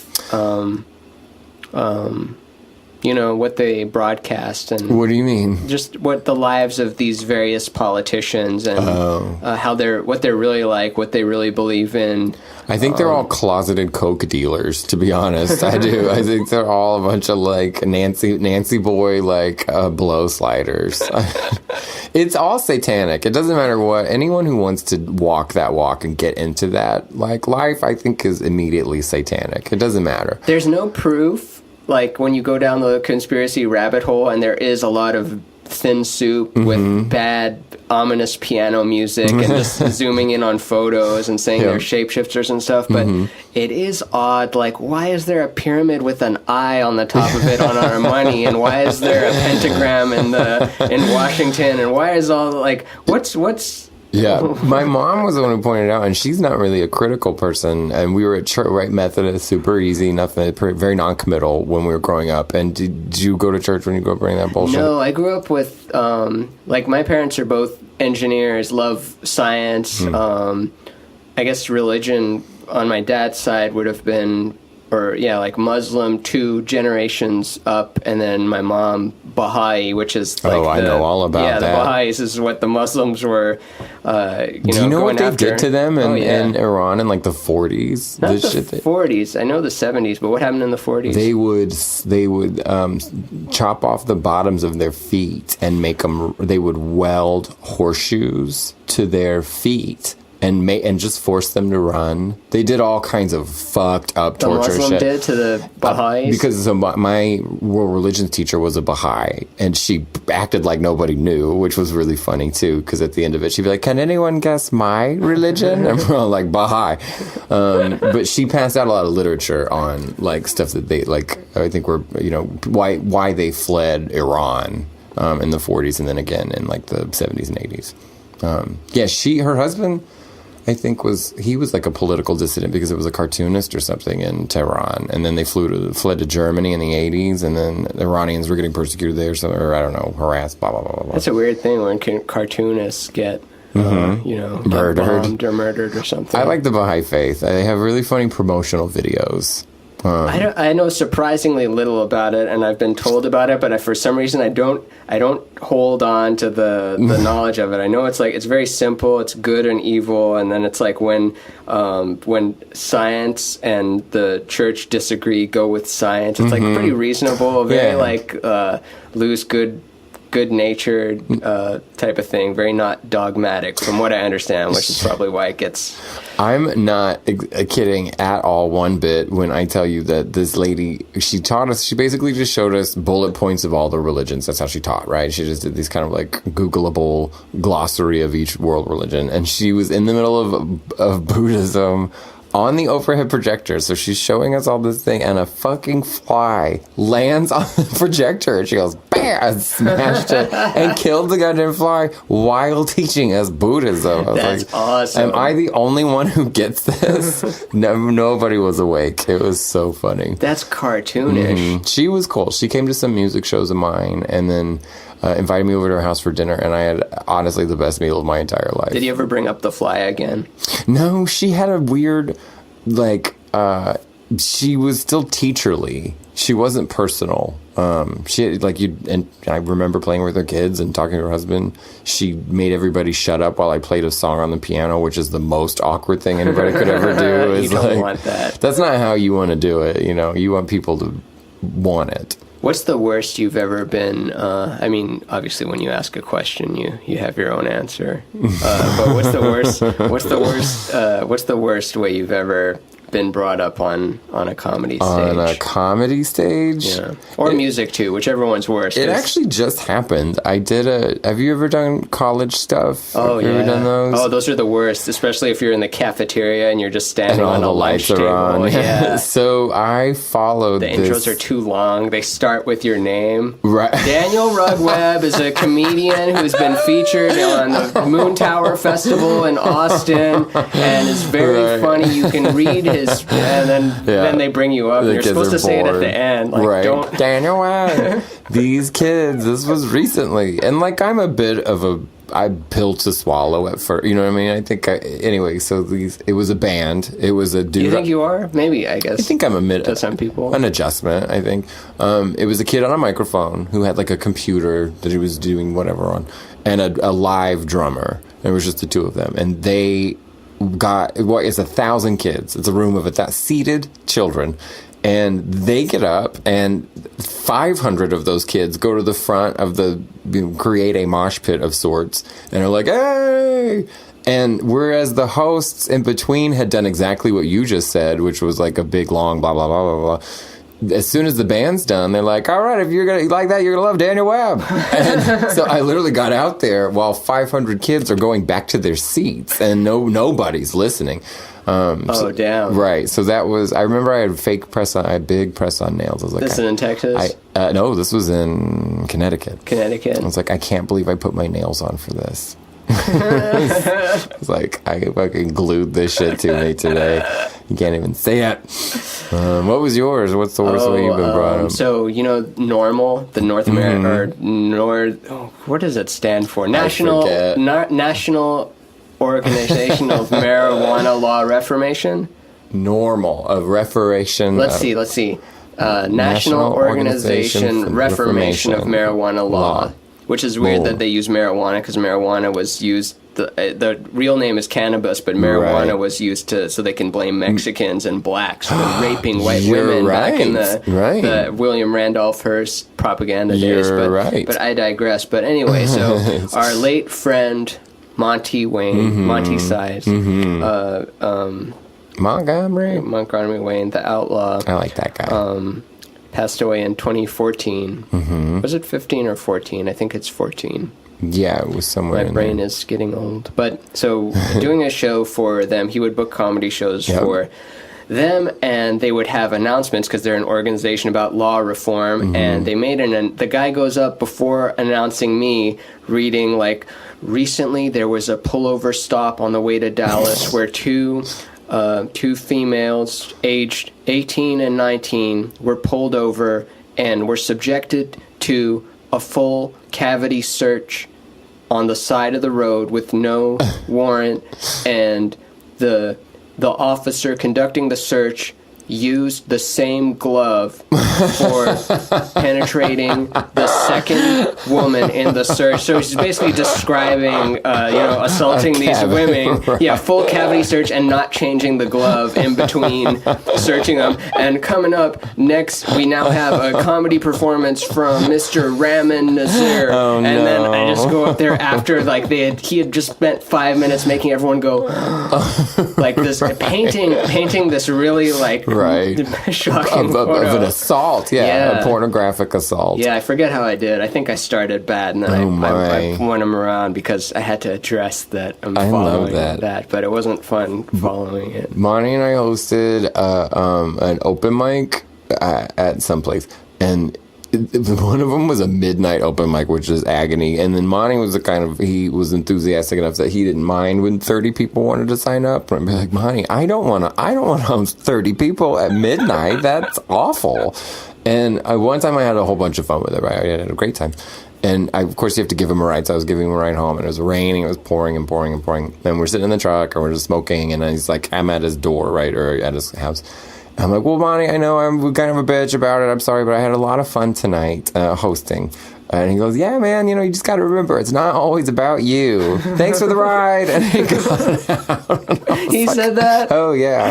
That seems unlike him, because he would love to boast you up to the point of became uncomfortable. Like one time at Willie Nelson's golf course, there was a show, me and Kat Ramzinski were the comics for it, and the audience was distracted, spread out during parts of it, and then when he would go back on stage, it's like, you got to step up the energy more. This is the funniest person in Austin, right? And it's like, no, it's okay. I'm still having a good time. Right. We're on Willie Nelson's golf course. We're hanging out. It's good times. And then he's just like, no, they're not paying enough attention. My goodness. But those were, I think he was drunk and maybe had a little bit of coke or something. But I saw a couple times he had some. He's a beautiful fire man. in him. Truly, truly. He was he was a puppy dog a lot of times, like in his energy, and some people found that off-putting, and I think everyone at some point found it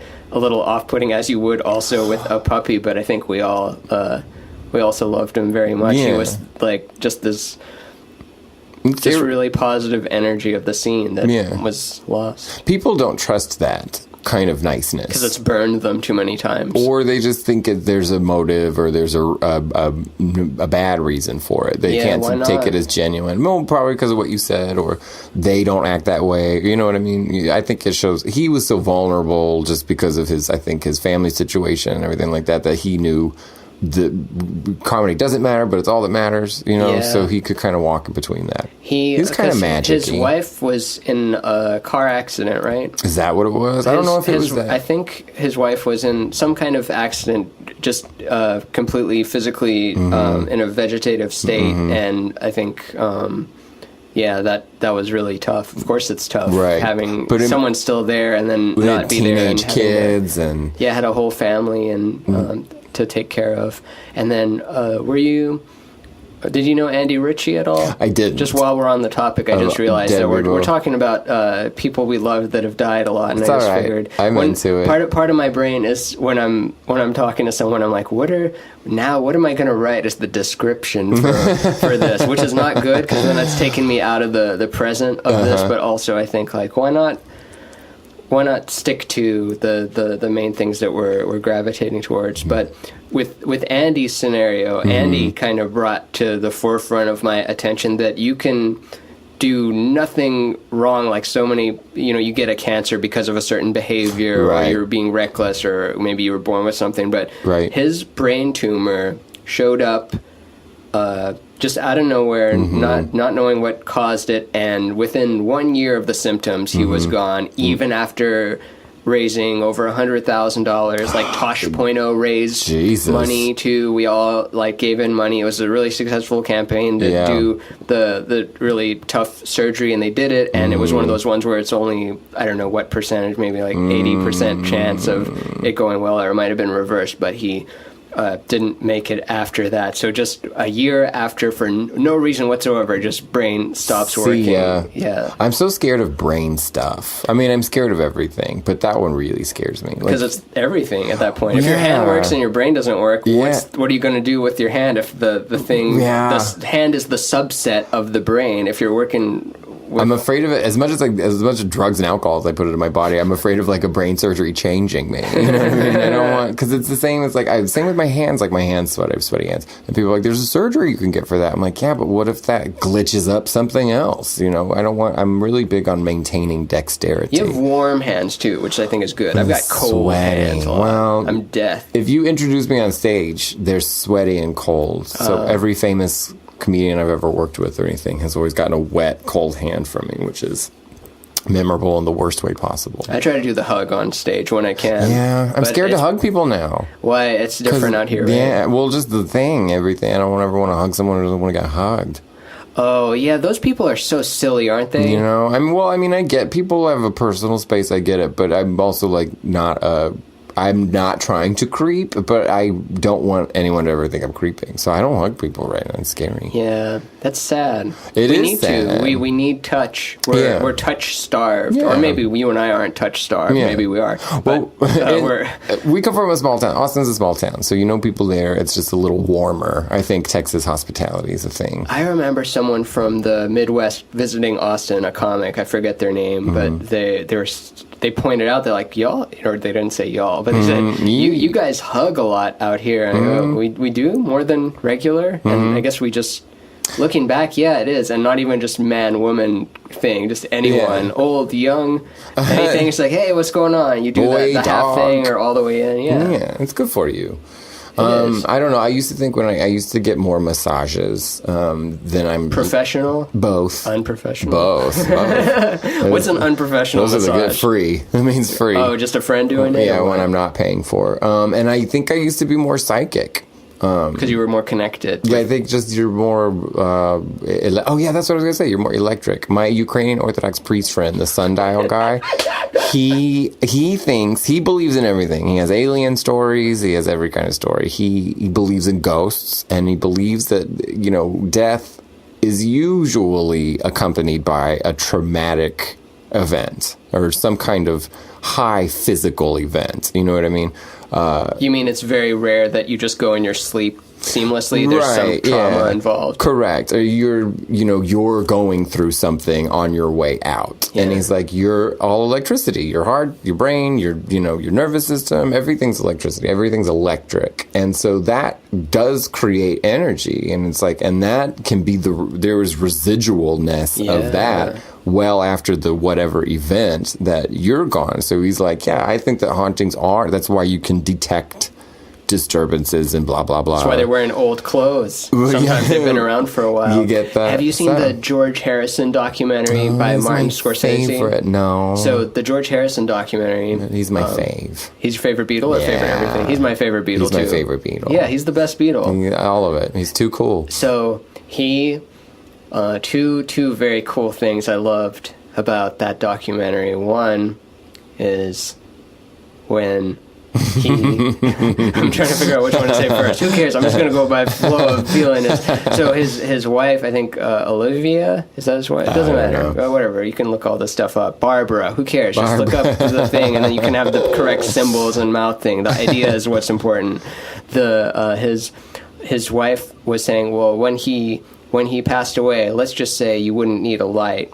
And then she kind of paused. It's like he lit up the room. Ooh. And not saying it metaphorically, literally he exploded in a burst of light. Wow. And there is recounts of people releasing a kind of multicolored light or a single color light when they leave their body. And he was obsessed with leaving his body in the right way so that when it was time to go, he could jump as high as he could. And she would even say it kind of in a way that was very loving and also frustrated.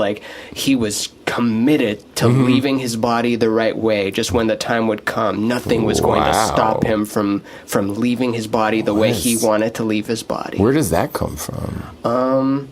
I think Who knows? Because that particular dude, when you look at him as a kid, he was always cheeky and sarcastic and had that anger, like, that only comes from frustration with the way that this three-dimensional thing that we've incarnated into is. Like, you know, life ain't fair. It's not the way you always want it. Life's a tough... It sucks, but it's contrast. It's why we came here, because if it's just all light and anything you want happens, then you kind of probably get bored of that. You want to say, like, I'm going to do a 10-year stint, 100-year stint in this, like, bipedal, hominid thing and figure out what that's like. Do you know Bruce Lipton? No. Bruce Lipton's... Wait. Oh, go ahead. No, I can't remember if I know his name. Bruce Lipton's this biologist who did stem cell research back when it wasn't even called stem cells. It was called like multi-potential cells, and he would teach that in medical school. And he used to teach a very materialist, like just matter-based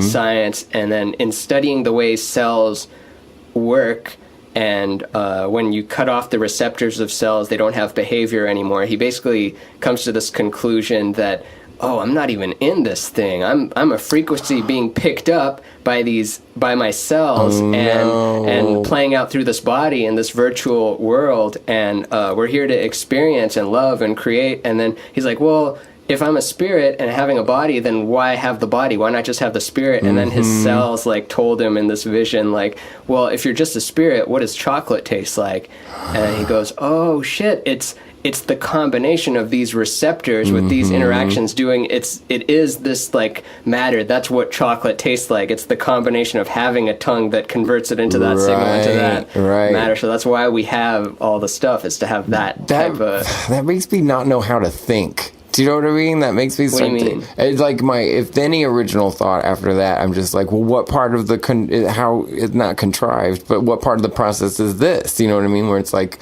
when I don't get out of bed for an hour, I'm like, what part of the hologram is that? I just don't know how. It's the icing of banality. Just the life is tedious and long and boring, and we like it in our movies. Surprisingly, if you watch High Maintenance or something like that, or it's the shows we're putting out today, it's not criticizing it like an old man. It's just kind of the way it is. Just there's a lot of just dead air, just sitting there, showing like, they're packing the coffee in the grinder, they're walking to the fridge, they're staring at an old photo, just a lot of just that loneliness. We like it. Did you ever watch Dexter's Lab? Of course. Dexter's Lab? Yeah, Dee Dee, get out of here, you Dee fucking Dee, asshole. get out of here. I love the way he said Dee Dee. Dee Dee. I love that show, right? It's really funny. That was a nice little burst of cartoons with Dexter's Lab and Powerpuff Girls and Johnny Bravo. Yeah, I did like Johnny Bravo. Yeah.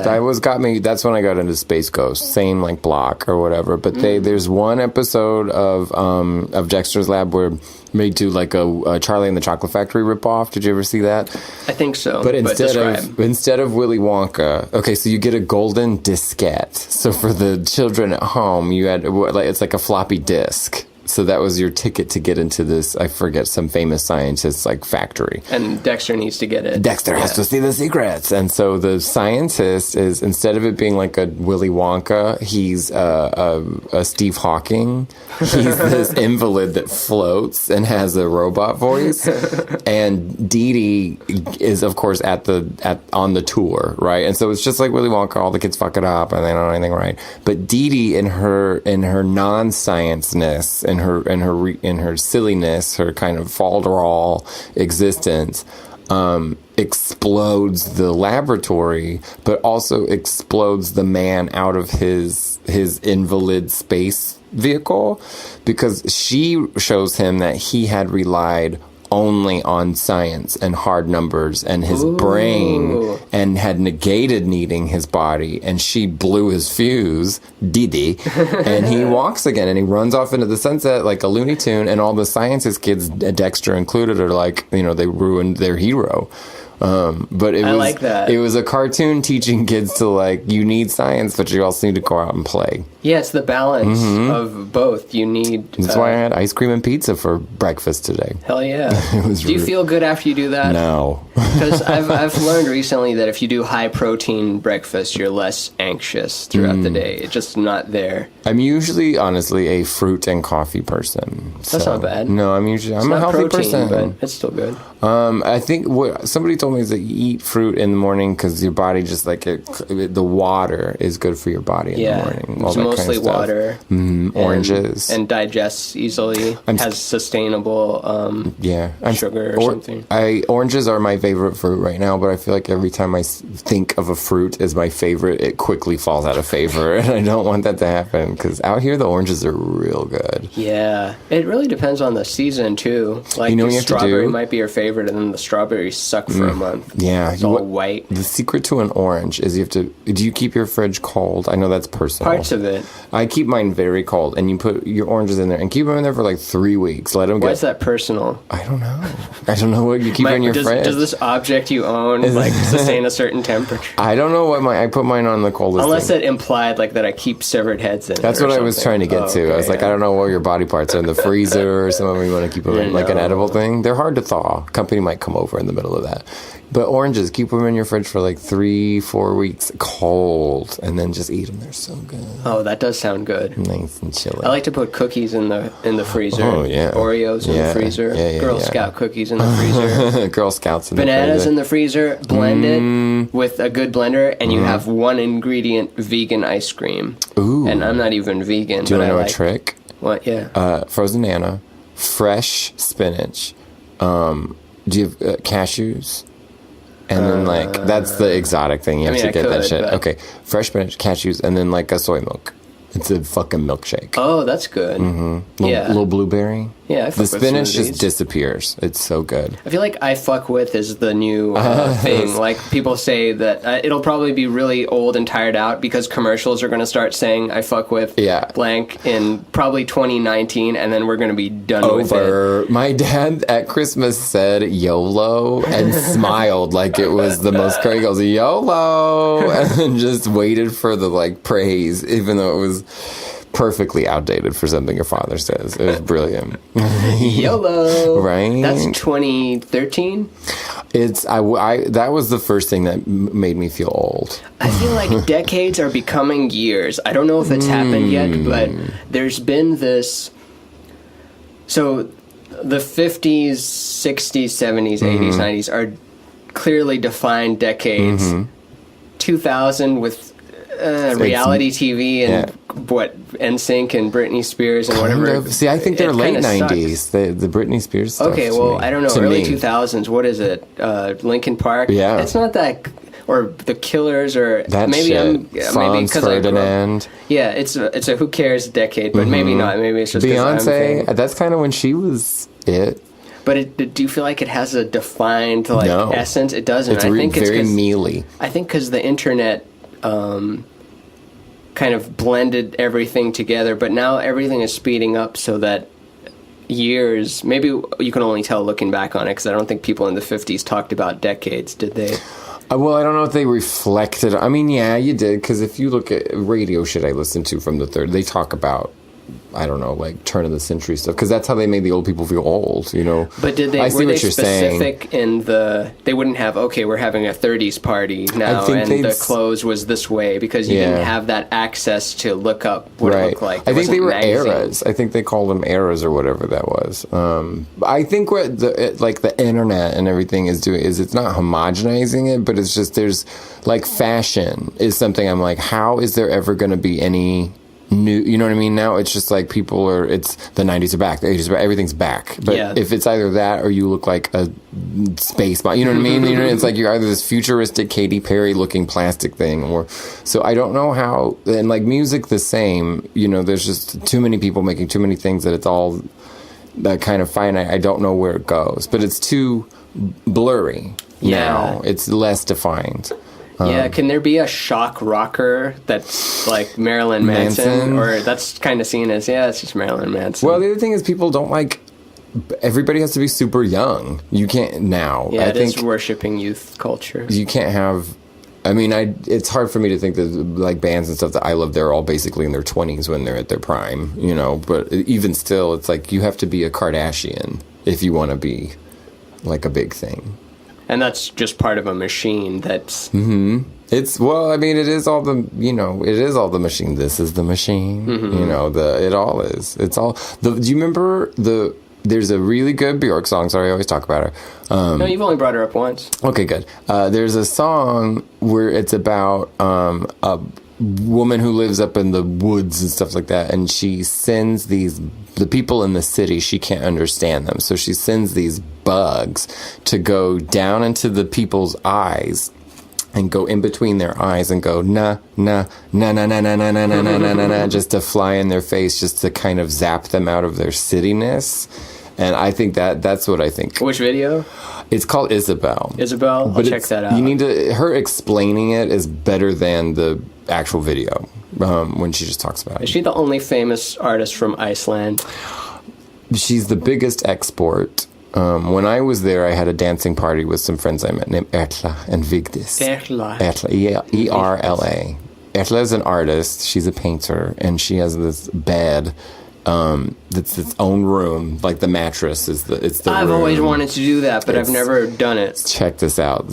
She led me through the rainy streets of Reykjavik at like 3 a.m, and we just went through street and street and street, and she showed me what everything. This is the Russian embassy, so be careful what you say, and like she just things like that. So we went to her, but she had 2 houses at the time. And so we go to one, she showed me all this kind of stuff, but her bed is, like I say, just this room that's a mattress, and she turns on the light, and the ceiling is just this curved dome of these tiny white, kind of iridescent, sort of clear, you can see them, white tiles, and heavy, big, curved roof, with just this faint light coming through it. It was beautiful. That's cool. What else did she say? Oh, the Vestman Islands is a tiny little island south of Iceland. And she goes, I've got lots of family in the Vestman Islands. I go, do you go there very much? She goes, no. She's so weird. So you travel a lot, or at least used to? I have been around. I'm lucky. I got to go a lot of places. Do you still... I try to. I'm saving it for comedy, so I try to, the big trips. But my friend, I got to go.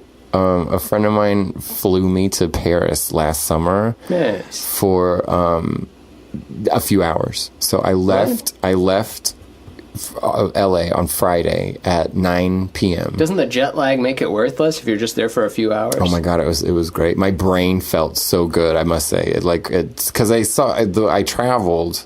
I looked it up. I can't remember. It was like 13,000 miles. I need to look it up. But why just a couple of hours? Okay, so my friend was flying to Morocco and from Atlanta to meet somebody, and she didn't know that she romantically, kind of. Yeah. She didn't know that she had like a layover in Paris for 2 days. So she's got these crazy miles. So she's like, I'm gonna fly you here for my layover if you're down, and then I'm gonna go to Morocco and you'll just go back home. So. That was on a Friday morning. By Friday night, I was on a plane leaving. And I basically landed in Paris. Well, I went to Iceland, had a beer, went to Paris. Landed at the airport. We got in a car. We went to the Eiffel Tower. We drank 3 bottles of champagne. We got back in a car, went back to the airport. I got in a plane. I flew to Iceland. I had another beer and a nap. And then I was in LA. I was home in my apartment Sunday at 8 o'clock. I did it in 47 hours. That's insanity. On the money. I basically walked. I was like 7:59. I was like, unbelievable. What kept you awake? Just natural wanting to be awake, or you had stuff in your system? No, I slept on the plane. It was brilliant. It was just like I traveled so well. Everything was magic. It was great. I'm guessing the friend has lots of money, or just really. It was somebody else. It was somebody else's dime. It was the person she was meeting. So. It was a waste. A lot of people were like, what a waste, you went all the way to Paris and didn't do anything. I was like, no man, that's exactly what I wanted to do.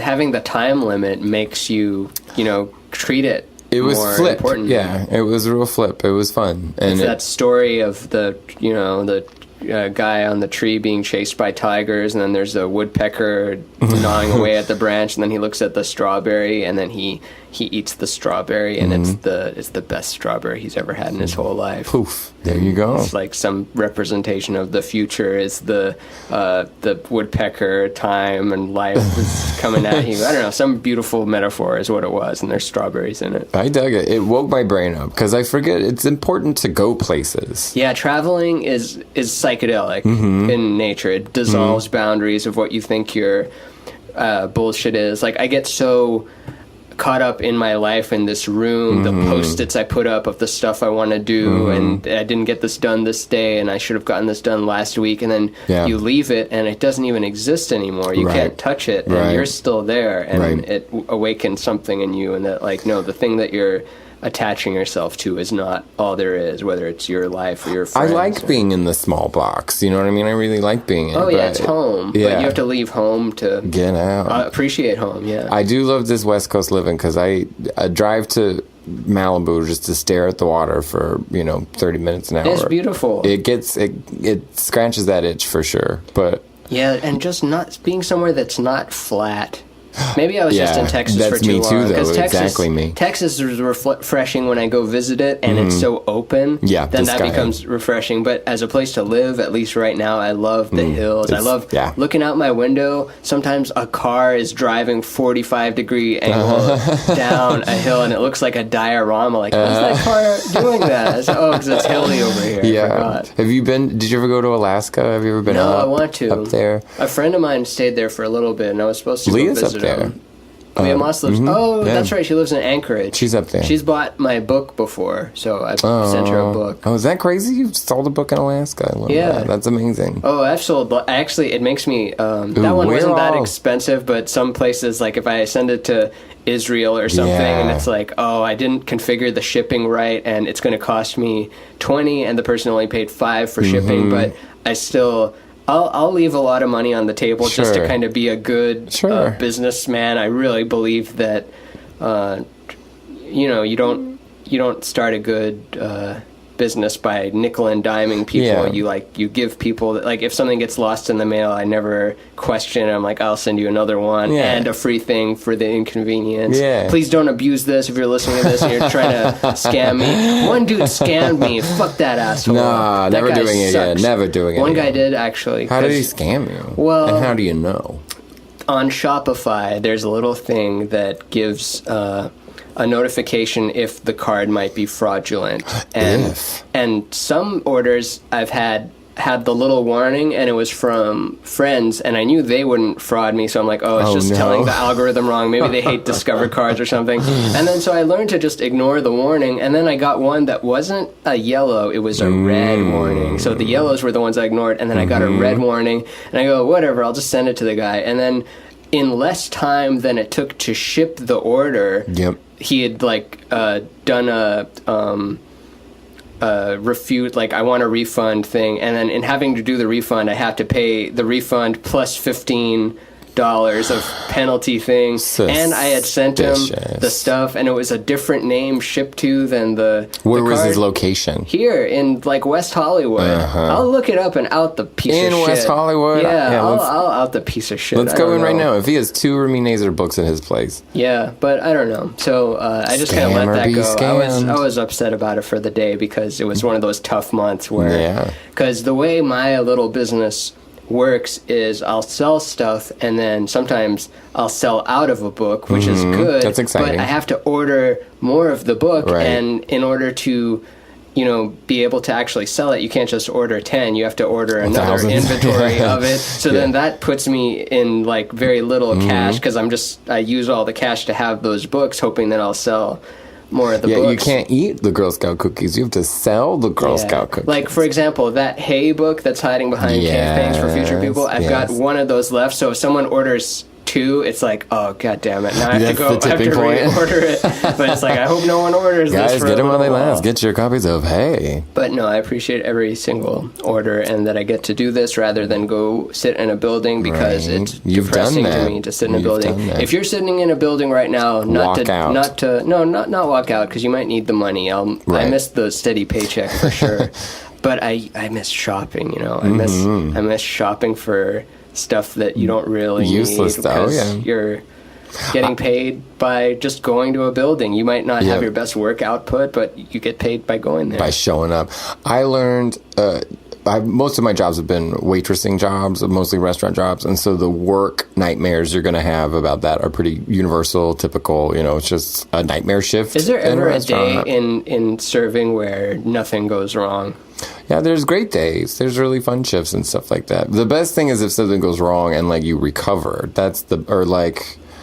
I don't know. I always liked when shit went wrong, but then like the waiter scammed the kitchen, or this kitchen, we pulled it together, and somehow the customer didn't get to be the asshole about it. I think that was the goal. Don't let them be the dick. You know what I mean? As long as you can keep walking that line. But no, I liked it. Did you ever read Anthony Bourdain's Kitchen Confidential? I have read some of his Cook's Tour. I've read more of, which is interesting because he gets a little bit more political in there. Kitchen Confidential sounds like work at the time, so I wasn't reading his stuff. I like him a lot, though. Yeah, he's a good writer. I like him on paper a lot. I don't think he translates necessarily to film.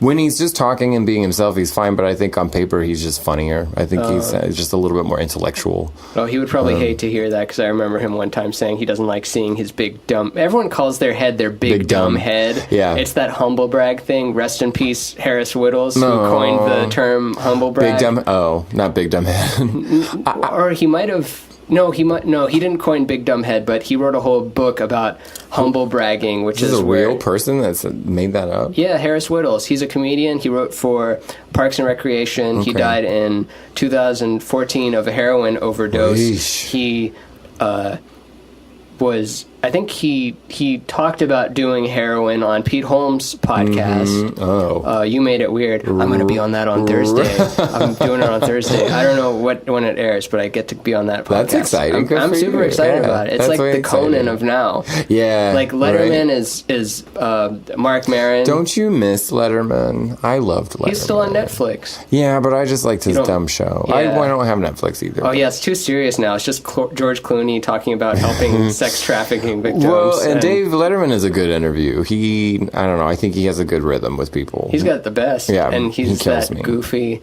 Have you seen Norm Macdonald's podcast? I feel like Yes. Norm is the successor to Letterman. I agree. Yeah, he's the next that. I want to have dinner with John Goodman and David Letterman. I want to have Scotch, red wine, cigar-y kind of dinner with those two. That'd be wonderful. Isn't that good? And I want to have lunch with Angelica Houston. But I don't know Angelica Houston. Yes, you do. She was in Morticia in the Adam Sandler movie. She was in The Witches. Did you see that in the 90s?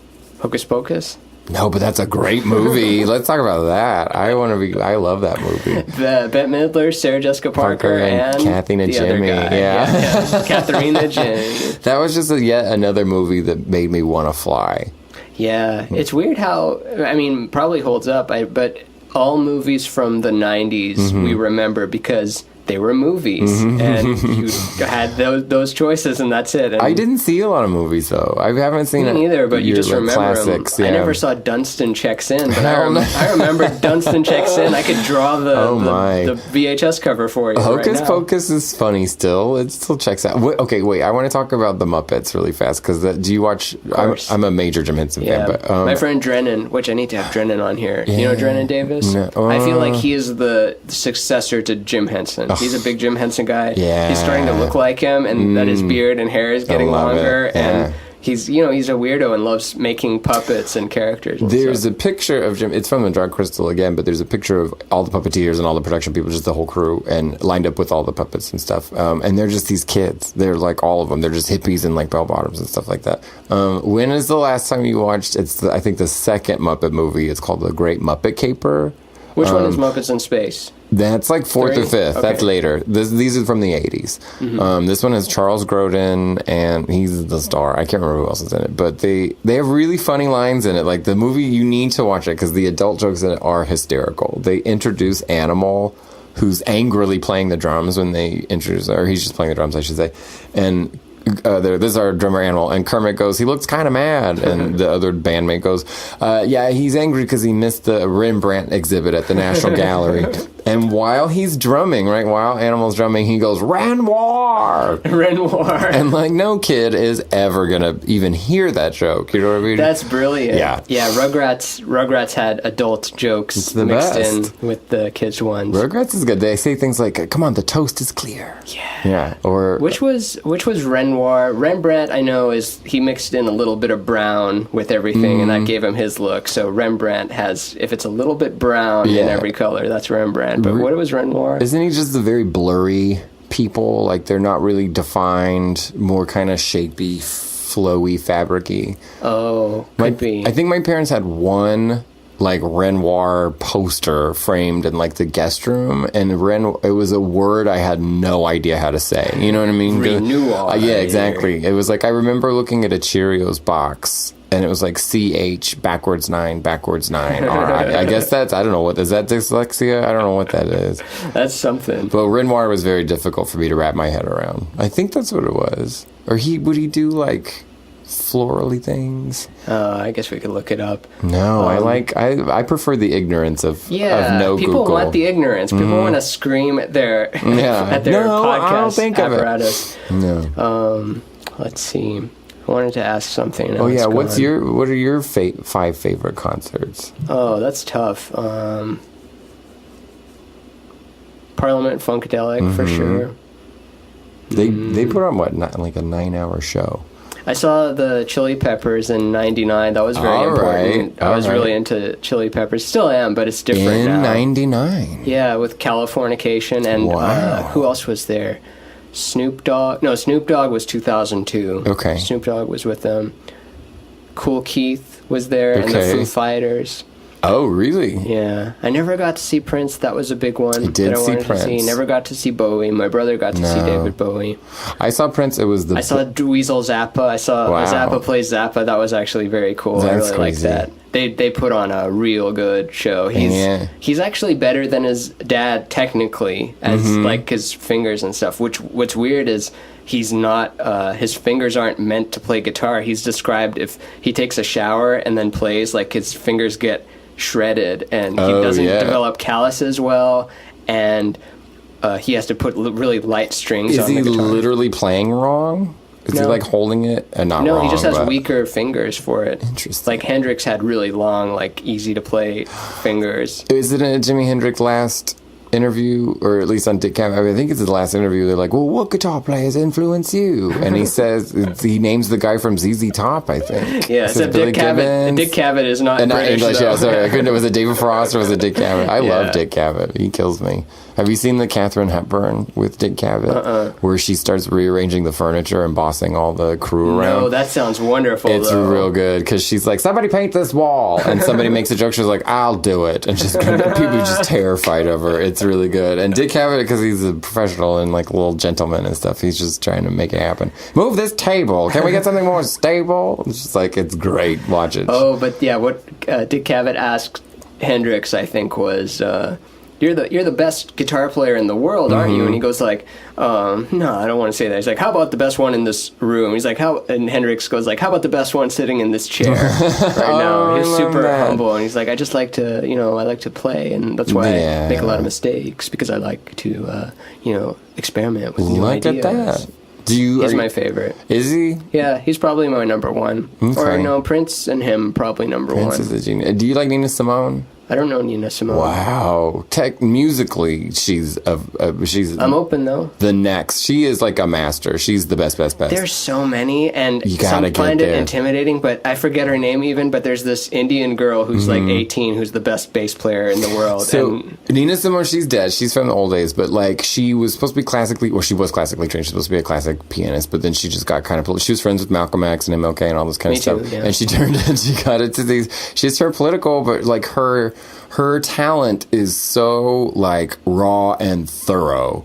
By the 60s and 70s, it's just insane the way she plays, because she's playing standards, and like almost none of her music's original. So you've heard it before. You can see someone else do another version of that. are the song. originals the best shit, or it's the Hers the covers just are the kill best? me, man. Yeah. Oh, out of her? Yeah. I will say that some of her originals are some of my favorite Nina Simone songs, but she just does old weird standards from the 20s, 30s, and 40s, but updates them and stuff. Isn't it weird how covering stuff was the just thing. norm, like music-wise and comedy-wise? Like, I think the Smothers Brothers and a bunch of other people, that Who's on First bit wasn't one bit. It was just everyone did that bit, and That's then weird. they got in. I forget who got in trouble. Maybe it was the Smothers Brothers that. They were criticized for doing it on TV, and people got mad because it's like, no, I Yeah. can't do that bit anymore. Milton Berle was known for stealing jokes, and then it was his mother. Brothers, because somebody did it on TV and that was the thing. I think that was the catalyst. It was like because Yeah. he took it away from the person. Oh, do you know what I watched, or I tried to watch last night? It What? doesn't hold up to me, but What? Jerry Seinfeld's I'm telling you for the last time. Oh, no. Where the premise of I'm telling you for the last time, it's such a dated premise, but I mean, at the time, it was a bold move, but he's retiring his hour, and now it's seen as like, what, you're doing the same hour as the last time you came through town? Like, Yeah. I want to hear your You new would shit. never do that again. But he's retiring his hour, His and set. there's a whole like sketch in the beginning where George Carlin's at the funeral of his jokes and Gary Shandling, and it's cool to see all these guys that are dead now, like being at the funeral of Seinfeld's jokes and that, and That's funny. and then the special starts, and then Seinfeld, like, there's some people shouting out things. He's like, yes, thank you. It's a great way to start. And it's that. And then it's like, New York City, cabs and BO. How long are these shifts? Oh, no. And then I'm listening to it now. It's like, oh, it's not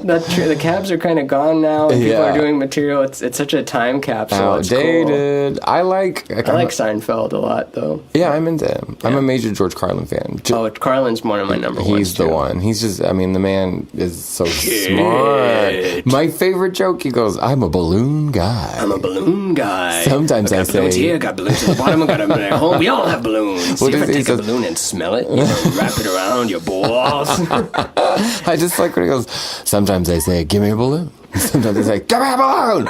Like, I literally fell out of my chair on that. And you just like... My friend Mike Sears does the best George Carlin in the whole world. And anytime I'm doing a George Carlin voice, I'm just doing what he... Because you know how you do that sometimes? Like when you're doing an impression of someone, you're doing an impression of someone else you saw. Like a lot of people do Jay Moore's Christopher Walken. Yes, because it's so good. Yeah. My favorite... Because anyone who tells me a movie or TV or whatever, I always like my friend's version better. Yeah. You know what I mean? They're like, oh, this movie's hilarious. This. I'm like, no, it's just so much better coming from Michelle. My friend Mike Sears would just do like he'd do Carlin for as long as I would be laughing at it, even if everyone else is like, okay, he's been doing it too long. I'm just like a little kid just laughing at him doing it. I love his bit, voice. and he'll just do like, be like, you ever grab your ball? You ever grab one ball? Or grab a football, a basketball, football, basketball, football, and then just does that thing that Carlin rambles off like linguistically. He's too good. I didn't listen to the thing he recorded right before 9/11. I didn't listen. They put Which it one out was like that? they just Complaints and Grievances? no. It was they just put it out because they stopped it because it was called like I like when lots of people die. And then he literally recorded on September 10th, and then the next day was September 11th. I love the beginning of his specials, how he just gets out of a cab and then walks into a back door and then walks onto the stage. Yeah, Like, he's too cool for Skull Man. I Yeah. like him. He never really told the same jokes, right? He would redo his stuff. Like, well, he at had a the new end. special something like it took him a decade to make his first special, and then after that he was able to make 13 or 16 or I don't know how many Whatever it specials, was, but a lot. yeah. But I've seen him, and it's like he was always kind of old. Like even if you look back in the 70s, he's still kind of old and has receding hairline, but always like physical. And even when he was, I think he died at 70 or 71. I know at least 70 because he has a joke of like, I'm 70 now. Not my favorite number, 69, but now I like to think of myself as I'm 69 with a finger up my ass. What is he talking about? Somebody who like came to his door, or like a Jehovah's Witness or something like that. I can't remember the setup, but he's like, I just took a 3.5-hour shit. Like, the smell of shit. he kills me. I love him. There was a time in my life where all I did was I had a kitchen with a back door, and I had a big ass computer, so my kitchen was there. So I'd just get home and I would get drunk and smoke cigarettes inside and just watch. It was mainly George Carlin. I watched a lot of Roseanne. At the time I was watching Joan Rivers, but I would just sit there and like I went to the Church of George Carlin for like 6 months. Oh, me too. So I don't know if it was more than, or definitely more than 6 months, but yeah, it was. There was a period where that's all I wanted. Yeah, I watched his last special just back to back a bunch of times. The one where he starts with like, "I'd like to start off by saying fuck Tiger Woods, fuck him and his balls and his," or no, he starts with it says fuck Lance Armstrong, fuck him and his balls and his bicycle. I'm tired of that asshole, and fuck Dr. Phil too. Aren't you tired of being told who your heroes ought to be? I love it. Do you like Kathleen Madigan? Oh yeah. She's easily one of my favorites. She talks about Dr. Laura. Gone mad again. I love Kathleen Madigan. Yeah. I just love her. My friend M. Dixon. I need to have her on here too. I don't know how many times I've said that. Everyone I bring just up, a couple. I need to have I've written them all down. Don't worry. I'm making a list, Mr. I Nazer. need to have them all on here. But she got to open on the road for Kathleen Madigan. And I think that she competed in a contest to get that spot, and then when she won that contest, they said, "Oh no, you can't do that because we don't allow for two female comics on the same bill." This is like 10 years ago or something, where you could have avoided the blog hashback of that. And it wasn't Kathleen doing it; it was the venue saying we don't like having two female comics on the same bill. And then when Kathleen found out about it, of course, really, then she helped her out. But I thought that was funny but we're always allowed to have straight white males back to back. No problem. Yeah, don't get me started on that. That's why I like my show Lollipop. It's sort of the unspoken, which is coming up this Thursday. No, the 22nd. It's Thursday. Yeah, Thursday. Is it? No, next month. Oh, I gotta book my show, man. My show's not fully booked yet. Oh, damn. Alternate universe. This is I want this is going to air tomorrow because this airs right now. This is live. But I don't like to bank episodes for a long time because then what we're talking about is what if half the population is gone now and we're just like, so who's going to die next? It's half the US population. Nobody famous. Tom Petty actually comes back to life. Oh yeah. Were you into the Traveling Wilburys? I am big time. Now let's see, Petty is gone, George Harrison is gone, Roy Orbison is gone. So the remaining people, we've got Bob Dylan left, and we have barely. Yeah. Oh yeah. Costello, is he in it? Who else is in it? Maybe one of the. There's albums. 7 of them, right? Mm-hmm. I just held up 6 fingers when I said so. And I just took your head as a finger, so 5 plus your head plus a finger. On Unsolved Mysteries, Roy Orbison has brought 2 people out of comas. His music, while listening to it, they came out of comas. And when I die, I want to be surrounded by a mariachi band that's playing Roy Orbison songs in Spanish. But I want them to be playing "It's Over" in Spanish. A little bit of mariachi. Don't you think that'd be beautiful? Yeah, exactly. How would you say "It's Over"? El es finito? I don't know. That's all I love want. Butchering Spanish, and especially when I'm ethnically looking like. I don't know, I'm brown, so I can get away with anything. My friend Serena lives out here now, but she was half Pakistani, half Anglo, but she lived in San Antonio, and all the time people were like, "Pero que tiene cosa la mujer?" She'd be like, "No, I mean, I speak Spanish, but I'm half Pakistani." There's no ums in Spanish. They're never like, it's like, it's just lickety split. That sounds like Jackie Mason a bit, but... I love Jackie.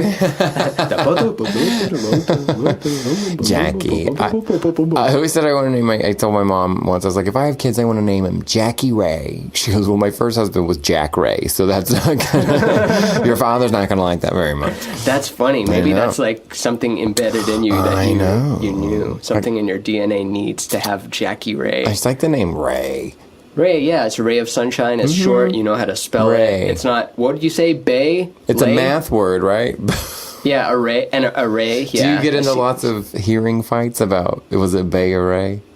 Bay Array. Bay Array. Bay Array. That's my new. I want that to be my new cologne. That's my scent. Bay Array by Daniel Webb. It smells like resin and pizza. That's what my apartment smells like.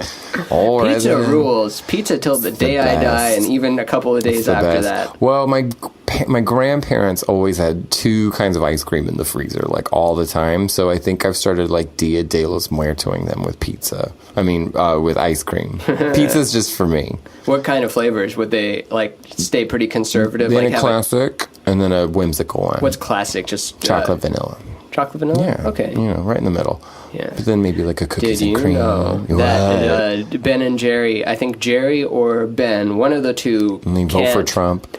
They did? No, I don't they think so. they shouldn't have. Or no, they're Bernie all the way, probably. Yeah, Vermont, of course. Yeah, One of them cannot smell or taste. So the reason that Ben and Jerry's has only complicated flavors with different textures is because one of the dudes has no sense of taste, so he's got to have texture, which is why, you know, just smooth ice cream is, it's all the same. So when he does different textures, like, oh, that's a good Did you one. know that Tom Waits keeps his fingernails long because he likes to hear it clacking on the piano?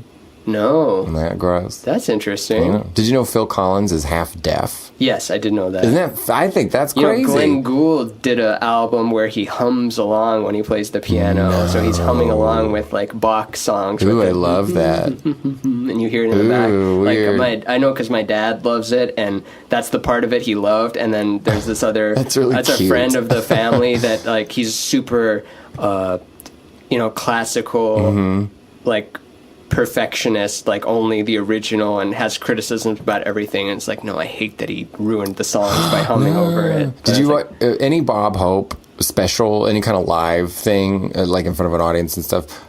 He says the person's lines under his breath with them. So he'll say his thing out loud and with the person as they're saying it, which is, I think, nuts.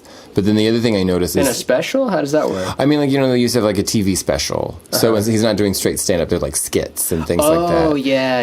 So, it'll be, like, Bing Crosby comes on. So Bing will have a line where Bob Hope is also saying it under his thing. And then the other thing, if you really... Because that's how he remembers it? I think it's his tick, yeah. I think that's what keeps him on mark. But I think it's also him keeping people in, you know, everybody has to keep the thing in control. And it doesn't take you out of it? I would think it would, but he literally, if you watch him, he's saying it not with them, not at the same cadence, but I think he's trying to keep the time.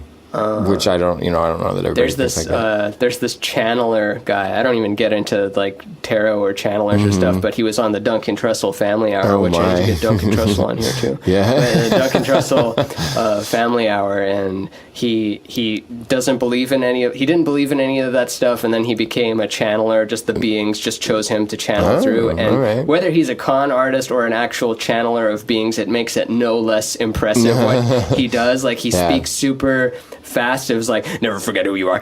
Never forget who you are. You are made of light and love. You are made of light and love. You came here to experience. You came here to experience. If you do not like the contrast, then you do not have to experience. Is that what the whole thing is like? Yeah, like he says it super fast and then says the phrase, and then when they're done talking, he's like, period, period, period. But my whole thing with that, or with Abraham Hicks' law of attraction, or any sort of thing where they're claiming to channel, you know, entities, if what they're saying is high vibration, cool as shit, I don't care if they're a con artist. If I get the teaching from it, then it's like what Ram Dass says, like, if you've got a teaching, I want it. He talks about having a friend that doesn't have a body. He's like, my friend Emmanuel, he doesn't have a body, and some of you might judge him for that, but you know, it's like, you shouldn't judge someone if they're black or gay or, you know, something. Like, why would you judge him if he doesn't have a body? A friend of mine, a kid I worked with for like 2 weeks, he did jujitsu, and this was in my like a more energetic days, and he did this thing called brush knee palm, where the movement is kind of, you take your palm, you push it out, you slide it along your thigh to your knee, brush the knee, brush knee palm, and then you push from that, you raise your knee, so you push your palm out to another person's like sternum, essentially. So he did that to me. We're working at some stupid restaurants early in the morning. He goes, here, I'm going to try this out, and you brush knee palm. And he does it. He pushes his palm towards my sternum, and he doesn't tell me anything that's going to happen, anything like that at all. He just was weirdo. And so I feel this thing, this like tickle or whatever in my sternum, and it goes kind of up to my face and kind of my nose ish. And then he goes, oh, wait, that didn't work. Hold on. I'm going to do it again. And then he does it again, brush knee palm. And this time I feel the exact same thing. It goes all the way up my head, but then it goes down kind of back my spine, down my medulla, and then kind of down just to the mid lower back.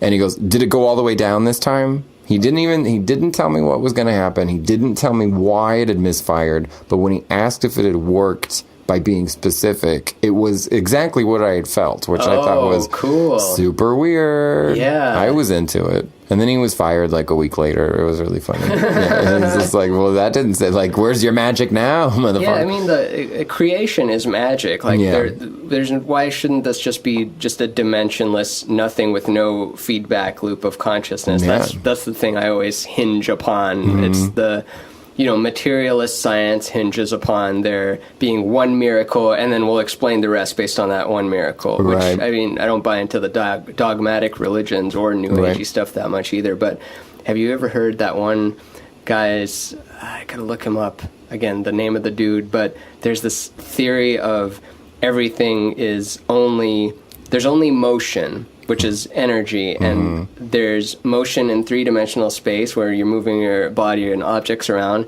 There's motion in two-dimensional space, which is electromagnetism, which is why it has polarity. It has up or down, so that's along two dimensions. And then the movement along one dimension is electrical charge, which is why it only has 0 or 1. Right. So that's all there is. Like, we're trying to break it up into separate... All these other things? Yeah, the weird things. But no, there's just motion in the universe across different axes. I could get behind that. It's a little simplified. Yeah, I mean, it's not just that. There's stuff going on in it, but I like that... I mean, even Einstein said when they have... Because a unified field theory has to be simple and geometric in nature, or at least that's what Einstein said. Right. Well, I think before cars and phones and, day jobs and and clothes and carpet and, and mortgages and stuff, that kind of a concept makes a lot more sense. You know what I mean? Where you really are just kind of moving through. When I flew back from Alaska, it was the summer, right? So it's 24-hour day, mostly 24-hour day, but never sundown.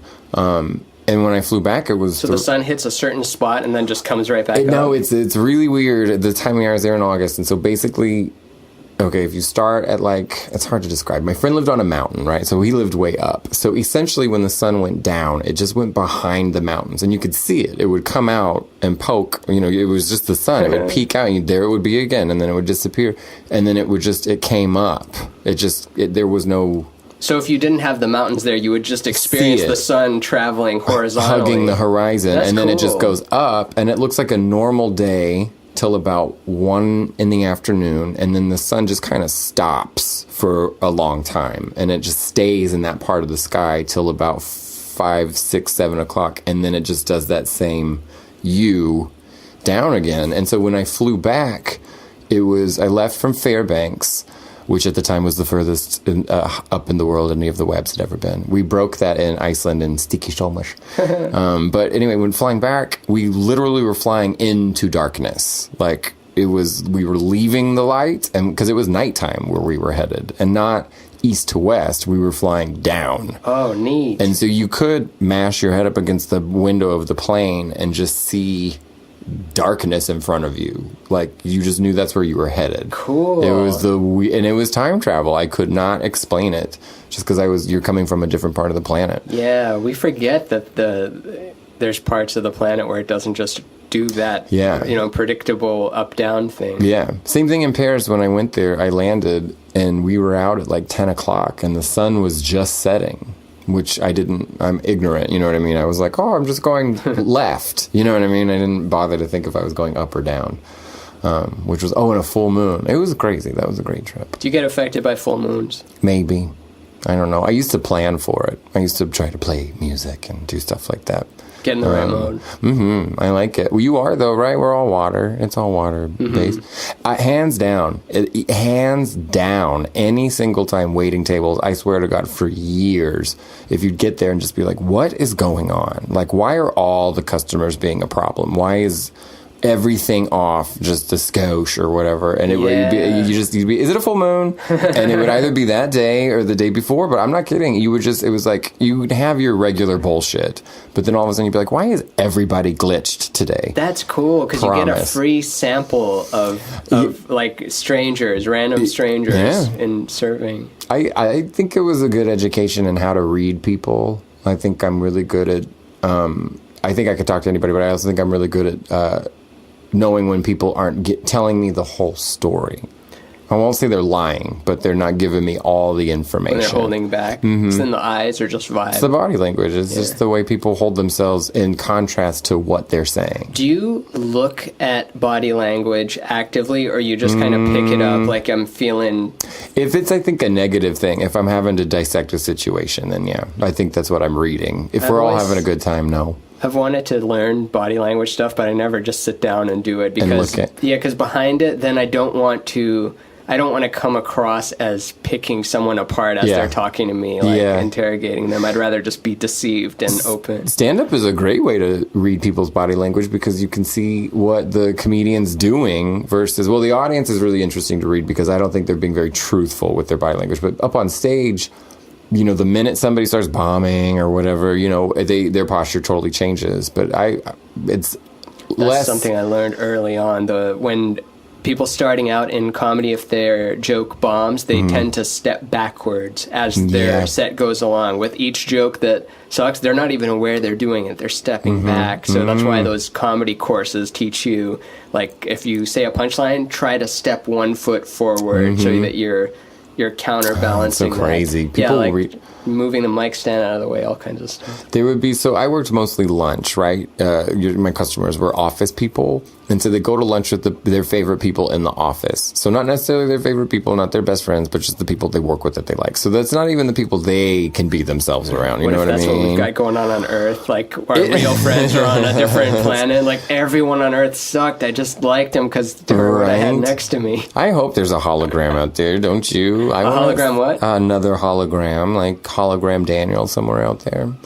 And the other one, aren't there 4 holograms? What are you talking about? Universe. Don't they think that we're in a hologram universe? And but what's the 4? It's divided into someone got that number. It's divided. There's like 4 quadrants or something like that.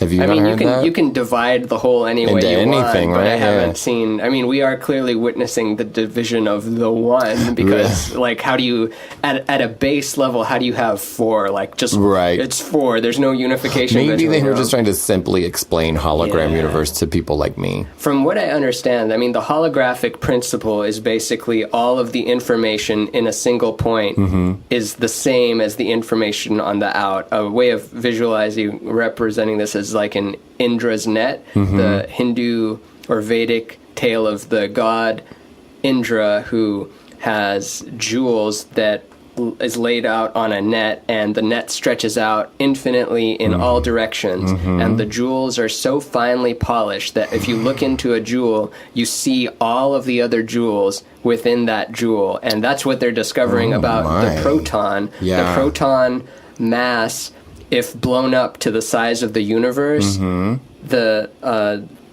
amount of Planck vacuum fluctuations within a proton equals the mass of the universe. It's like it matches exactly that, like on the dot. Yeah. So it's so when their meditators are saying go within, it's saying that it's literally the same thing. If you zoom in far enough in, you're seeing what's also out. Yeah. 2 things. Erykah Badu, who I really love, my cipher keeps moving like a rolling stone. That's a lyric from her thing. A cipher is a old Egyptian symbol, and I think it symbolizes, it's like that I believe our cells, our protons and everything like that, are all rotating the same that the universe and all the galaxies and everything are. They are all in the same kind of... everything has spin. Right. And I think that ours is the same as the Earth, I think, is that ours are spinning in the same kind of a way that in the world that we are. My cipher keeps moving like a rolling stone. And then, what was the other thing I was going to say about that word? What do you mean it spins like in the same direction? Yeah. I think, like if you're in the northern... Like the way the toilet flushes. Oh, okay. That's the way your cells go. So that you are that into it. Wait, what was the other thing you just said, though? I wanted to talk about that. Indra's net? And after that.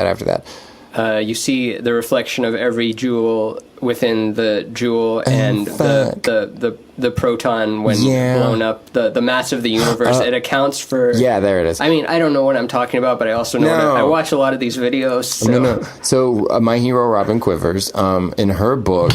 Oh, you're good. In her book, she talks about... Because she got into meditating and things like that. I think you're good. Check yourself.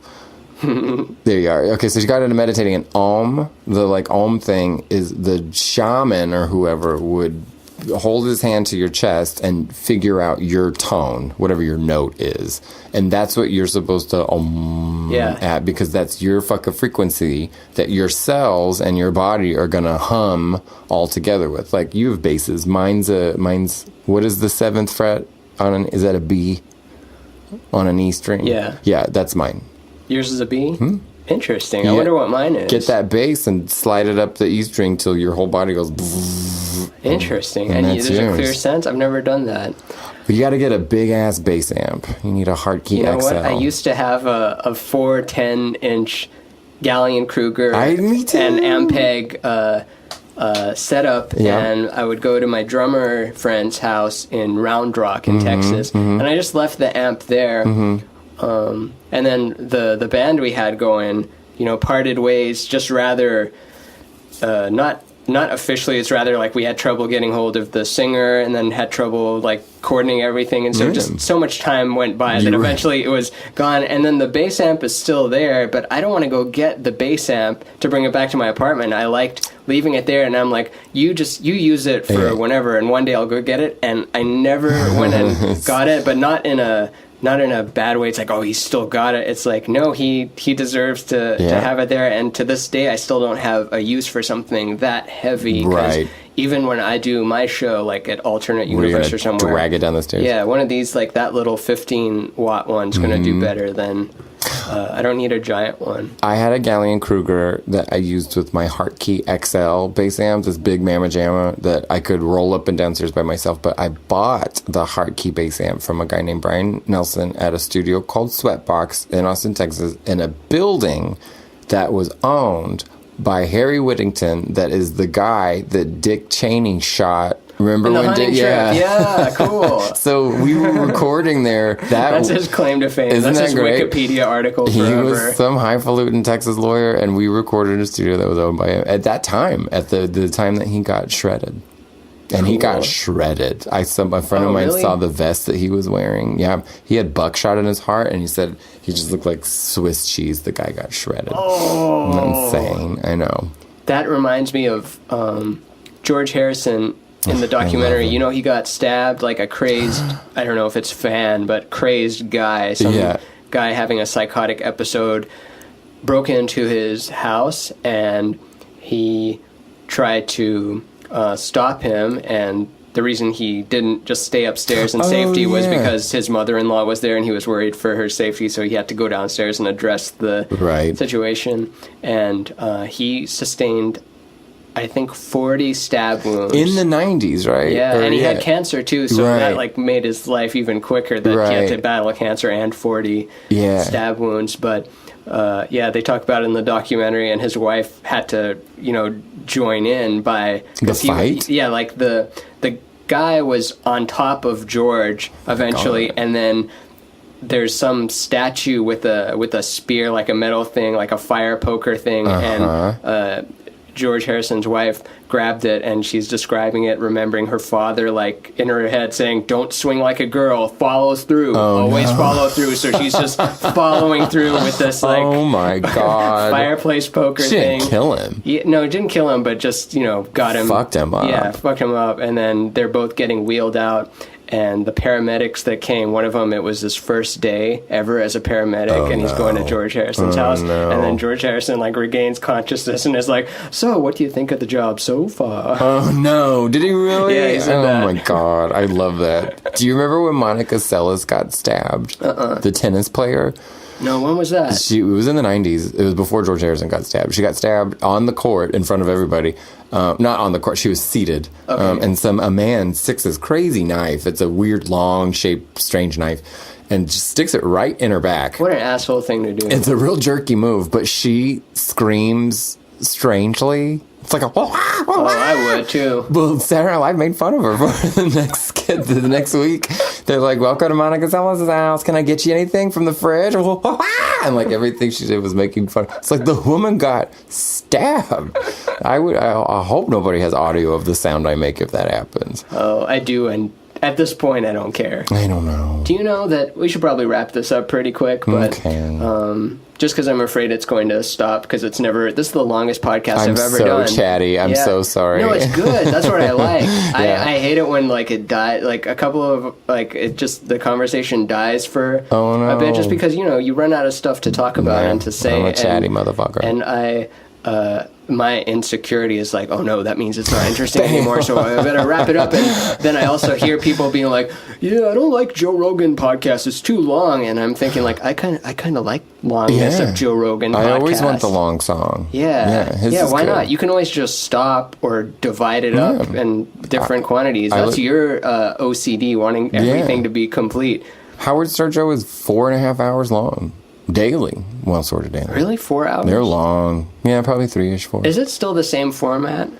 Sort of. It's just down. It's like him, Howard, and Robin. I mean, Howard, Fred, and them. And then... There's no Robin anymore? No, Where's she's Robin there. go? I think there's actually a bit of a scandal that she's sick again and she's not in studio, but they're not telling anybody. Ooh. I know. And now this is going to spread it because I have 6 million listeners. Bro, here's the thing. I can't lose Robin Quivers. I can't do that. Like, I can't. I'm not ready for that one yet. It's too sad. That would be... Who was the last... We can come full circle. Who was the last person... What was the last death that was, whether big within our circle or within the world circle? I'm having...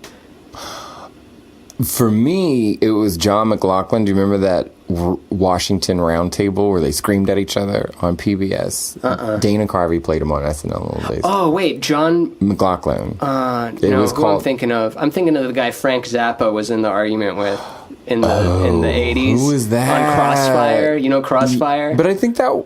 Yeah, no, that was Crossfire. That it's wasn't John McLaughlin. something, but he's the guy arguing to have explicit labels on music. And then Zappa's saying like, no, because then, country music doesn't do that. And then what's to stop people saying this record is made by Jews, this record is made by black people. That's what you're trying to... He's a smart guy. Yeah. I like the Zappas. Yeah, and he had just such fire to him. Like, he lived his life the way he wanted to. He was clearly defined. That's all we really like in people, is people that tap into who they really are, and then they're authentic, which is why we get upset with Louis C.K. and Aziz and those people who get outed for being, well, maybe not that different Louis-wise, but, but I don't know, for example, like Jim Norton is so open with his sexual deviancy that I can never see a scandal happening to him because he's just already... It's like Donald Trump, you know what I mean? That was the life he led. He was tabloid fodder. He cheated on his first wife with Marla Maples. He married this Ivanka Trump. People calling it, he was a pig, rich dude. You know what I mean? And part of his fake news thing is because before he was a politician, he was a gossip columnist, famous person. You know what I mean? He would call in stories about himself just to get gossip and stuff out there. So from his perspective, news is unreal. Yeah, he knows how to play the instrument. There's no denying that. He's got it down, but it's just I don't know. It makes me crazy. It makes me sad because I think the people that are dying were the people who knew how to artfully put it into a song. You know what I mean? And comedy's a little too literal. I don't know. I feel like it doesn't age well either. Comedy? Yeah, stand-up doesn't age well. No, but it's not supposed to. You can listen to a song That's the price you 1,000 times, and it gets better, in some cases. Your favorite song, you'll love it more. I don't think a joke is not supposed to last. Yeah, otherwise why make new one? Or that argument doesn't hold up. Well, okay, so I'll watch something like I Love Lucy, and it totally makes me laugh, but mainly now because it's so silly. You know what I mean? Yeah, it comes cyclically. Like, maybe it didn't hold up in the 90s, but now it does because it's been so long. Yeah, it's so far away. Yeah, they sleep in separate beds. It's the first show that had a toilet flush, right? That's a big deal that, like, someone was pissing in the other room. They don't show the piss audio, but the fact that a toilet flush was, like, a big deal. I think that was all in the family. I'm not gonna lie. Maybe it's all in the family. I think but that was a thing. I met Norman Lear once, and that was the craziest thing in the world. Yeah, He's like 95. I just watched him and Phil Rosenthal and Paul Reiser in a Phil deli. Rosenthal at the same time. Really? It was Phil. I love Everybody Feeds Phil, or whatever it's called. He introduced me to Norman Lear.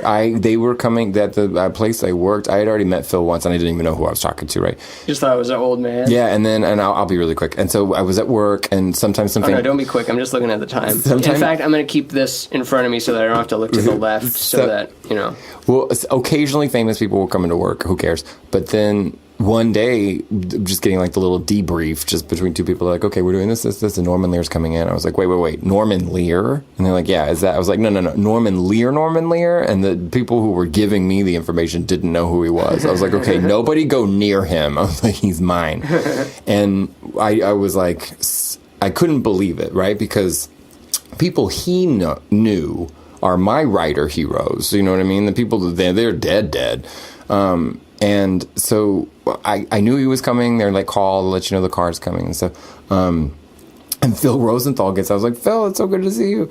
Shake his hand. I don't even know if he knows me, but and then the van door just slides open and it's Norman. He does it himself, and Phil Rosenthal goes, Norman Lear. I couldn't believe it. He's a tall guy, right? Phil Rosenthal. Yes, because I'm pretty tall. He, I think, is taller than me. That just reminded me. I completely forgot about your Obama interaction because you blew up for like I forget how long. It was like a couple days. A couple days, Yeah. maybe that's how long it was back then. But you were at Franklin Barbecue and you got to hand Obama his order, and then you asked him if he supports gay marriage, and then he said, "Are you gay?" And you said, "Only when I'm having sex." And then he he laughed at that. And I think that was the interaction, right? That was it. And then he fist bumped me, and then somebody took a picture of that. Well, lots of people took a picture. It's of a that. great photo. Yeah, it's a great photo. Doesn't that take you back to 2012 or whatever that was? 2014. 2014, such a different world. It was a different world. As much as things change, things remain the same, but also such a different world. It's true. I would.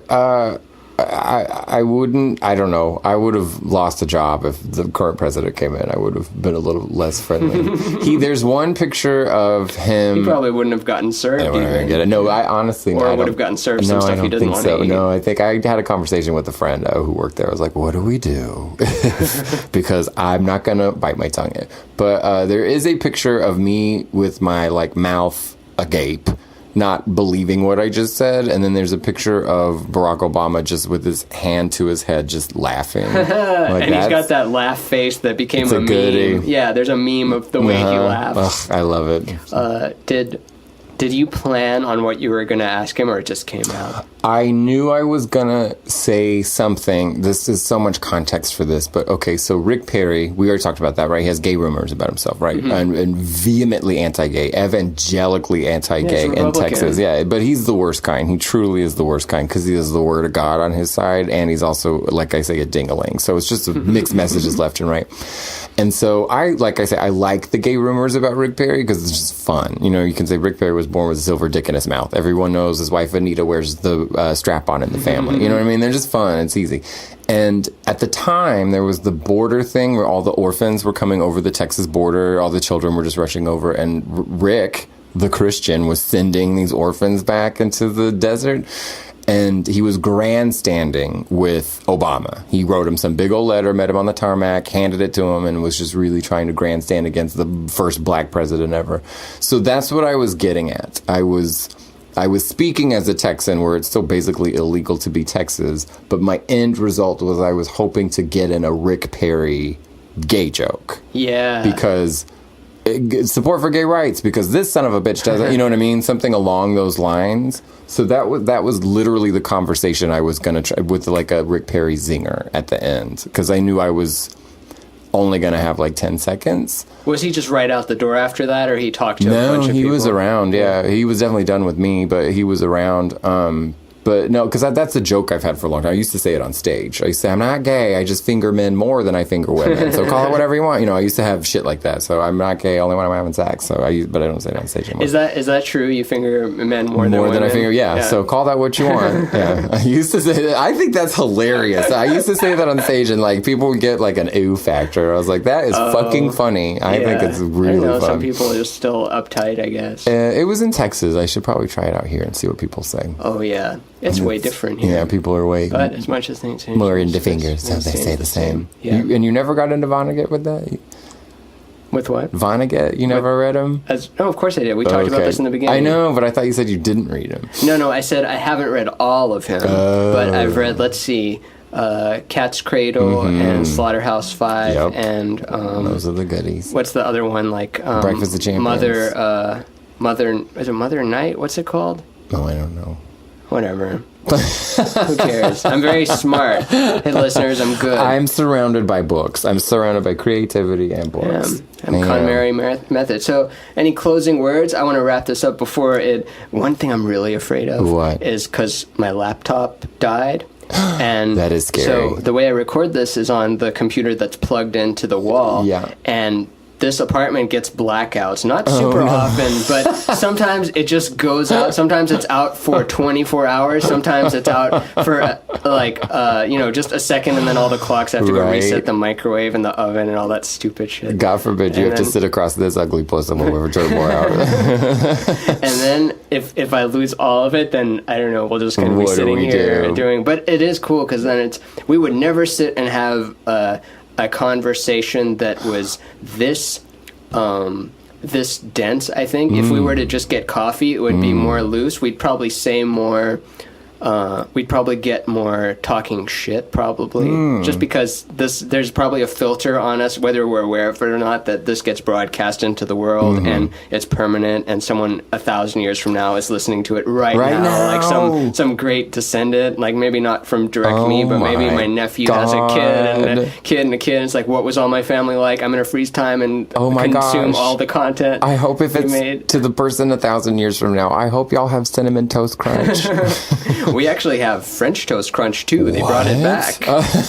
They brought it back after 1,000 years. Oh yeah! Wow. Yeah, there's cinnamon. French Toast Crunch. It's pretty good. Cinnamon's still better. But any closing remarks? What kind of advice do I have for any people? Always cut your toenails with your mouth closed. That's vital piece of information. Nothing. And people can find you on Instagram and Facebook and stuff. The Daniel Webb, Toyota Lopez. Toyota Lopez. Where would you want people to come look for you if they find you like particularly delightful? And I live in the greater Los Angeles area. All of my shows are at thedanielwebb.com. The Daniel Webb? The Daniel Webb. Okay. There's only one. I'll put this stuff up. Yeah, I don't know. I'm on the Instagram. I live in Thai-town if anybody wants to hang. Okay. Do drugs. Let's see. Are there any closing where remarks? do you want? When's your next show? This Saturday. Oh, that's right. Yeah. I got to book it still. Or no, I have it booked. I just have one more slot I need to fill. I'm so excited about your new book. You have a new book coming out, right? Infinite Elephants coming out. Kickstarted it. Should be shipping out in a couple months, 3 months. I've got to still do the layout of it, and I have bonus stuff I want to include. Wow. Well, I'm a major fan. Major fan. So talented. Thank you. I know. Art's my favorite. A little visual art. I like finance the most. I just love spreadsheets, and I love that the number you think it is, it's not that, and that the government has to take out this nightmare. number. Sounds like a nightmare.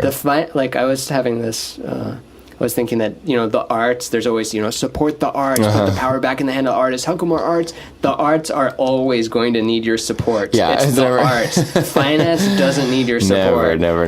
But also, art is the most interesting thing about you. When someone dies, we don't talk about their finance unless they turned their finance into an art. Like, they were so good at finance that they made this move and this move and this move, and even though they were an asshole and, being a bad business person by tearing other buildings down instead of building the best building in town. What's that thing that Gary Vee says? Yeah, I want to build the best building in town, not tear other buildings down. That's how you build the best building, by actually building the best building. I hope when I die that people will at least remember me for how cool Prince was. Oh, when you said that Norman Lear's writer friend, or his writer's influence, they're dead. What I took from that, when you say dead, it goes back to that thing. There's a person dies 2 deaths. First is when their body dies, and the last is when the last person utters their name. That's so sad. Yeah. That's such a sad thought. It's sad, but also the way that the universe works is nothing is lost. Nothing lasts, but nothing is lost. It is written on, we're traveling through space on this planet that's spinning. It's spinning around the sun. The sun is not sitting still. The sun is spinning around the galaxy in the black hole at the center of our galaxy. And then we're part of a supercluster, or we're in the Milky Way galaxy, but there's superclusters, and then there's the everything basically is spinning and moving, and it never visits the same path again. So it's like writing it onto space-time. So it's there forever. And when we visualize a black hole, not that I know, I already said I don't know what I'm talking about. That's the preface of all that. Don't think that I know serious physics. I believe everything you just said. I'm just conjecturing. But when they say when something goes into a black hole, it never comes out. That's you think of it as like, oh no, it's a hole and it eats it, and then everything is nothingness. Well, that's not necessarily the case. What the new science is showing is that it's just infinitely, it's a singularity where the laws break down, and by laws break down, it means that it's so dense that it has nothing to do with the outside. Basically, is it absorbed? Yeah, what I'm trying to say is that it's any event that's ever occurred that's taken place. Think about that phrase. It takes place. It's on the stage. It took that place. When the Earth is in this moment right now, it's taking that place. So anything that has taken place is written on the surface area of the black hole. Anything that's happened, it's still there. The universe doesn't get rid of information. It wants information, but it has to dissolve stuff so that new information can form. I love it. Have you ever thought about being a life coach? Oh, sure, but I haven't lived enough or have the financial situation yet to tell other people what to do, because that's a con. I could be a con man, sure. I just don't want to be a con man. Like, here, I can tell you how to live your life. I know everything. I listen to Coast to Coast all the time, and I love that show. It's every conspiracy theory, whatever. But there's also really good stuff. This lady was talking about Egypt and how giants helped build Egypt, like the pyramids and things. That's why all the doorways are really tall. That was one of her scientific I've never heard things. that one. I've heard a bunch of pyramid stuff. The Pyramid Code on Netflix is pretty compelling. Oh, really? What sucks, though, and I talked about this to Matt Ingebretson. It's probably already on that episode, but if you don't retain all the details of a conspiracy, a pyramid thing, you're so worthless. Like it's like the pyramids weren't tombs; they were actually power plants, and we had better, or not better, but we had different technology based on understanding the Earth's magnetic fields, and there was currents running through it. And if you go inside, there's no text indicating that it's a pharaoh's tomb, and there's nothing indicating we built this. You think that they would say like, hey, we built these pyramids or something, and then the explanation is that tomb robbers came and stole the pharaoh and then sealed it up perfectly, which that kind of reeks of thieves are not that organized. But basically, what I'm trying to say on that one is, if you don't have all your facts down and you try to tell someone that the pyramids have like crazy stuff to them, they're like, what's wrong with you? No, they're not. They're tombs. They discovered their tombs 100 years ago. It's like, no, I just watched this thing. What did they say? That a matriarchal society based on energy of that's what Roseanne says. Roseanne talks about the Egyptian matriarchy, and that's what she says we're moving through a star system that we moved through like 144,000 years ago or something. And it was during the time of the Egyptian matriarchy, and that's when we will return to peace. Oh, yeah, I believe it. We're missing the other side. And I think the pyramid has 8 sides. That's why there's the lower chamber they discovered there. So it's not just the top part, it's the bottom. And when you look at like quantum, when you look at it is at the quantum level.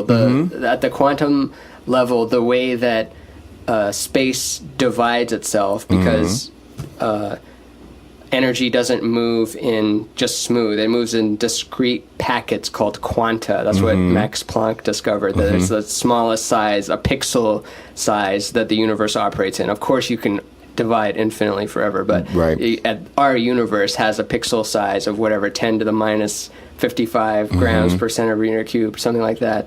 And that the way it divides itself is the flower of life.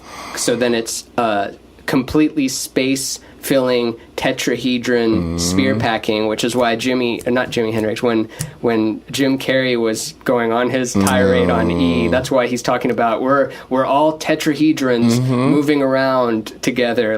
So he sounds like a crazy person, but it's like, no, he's just trying to describe that, but he doesn't walk you towards it. He just says tetrahedron, and then you're like, oh, he lost his mind. He doesn't have the language. Yeah, he gave his girlfriend a STD, and then she killed herself, and that's the thing. Sorry, Mr. Carrey, I didn't mean to soil your... I'm a comedian too, goddammit, and I haven't performed on that shit, and I don't have $1 million, so let me just say the thing. You're fine. The Egyptian lady did say, she goes, but we are all just stardust activated. And I think she says that that's in the, like, hieroglyph literature.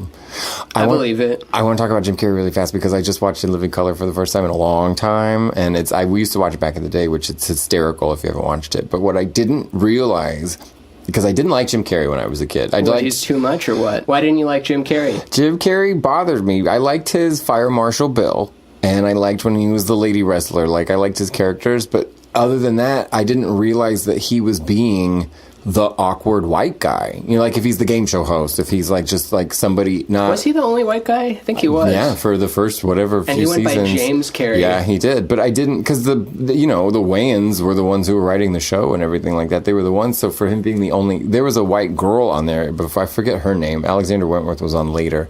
But that's what he was being, you know? He was being the like, I'm hanging out with all these black guys, so I have to be, you know what I mean? I didn't get it. And now that I get it, it's like so fucking funny. Yeah. And he's just a kid, too. He's nothing. I think he's 20, 21 or something. At that time? I guess so, huh? Mm-hmm. Early 80s, or late 80s, early 90s. I always liked Jim Carrey, but I also thought it was too much sometimes. It is Same too with much. Robin Williams. Always loved Yes. Robin Williams, but on talk shows, I wanted them to tone it down a bit and accept that, like, I wanted to see a softer side to them because I Yes. already knew the wacky side to Right. them. But of course, if you're trying to play to millions of people on a talk show in the 90s, maybe my strategy as current me knowing all this information isn't right. Robin Williams club shows are exhausting. I can't watch them. The shit where he's like hanging from the rafters and running all over the stuff. It's too much. Ooh, wow, now I'm over here. It's Ooh. just, he's ridiculous, like inspiring, but I just can't watch it. It's too much. Yeah. I don't know. Rest in peace, Robin Williams. Yeah, I feel like people were too emotional about him. That he's, you know what I mean? He About didn't- his death? Mm-hmm. In what way?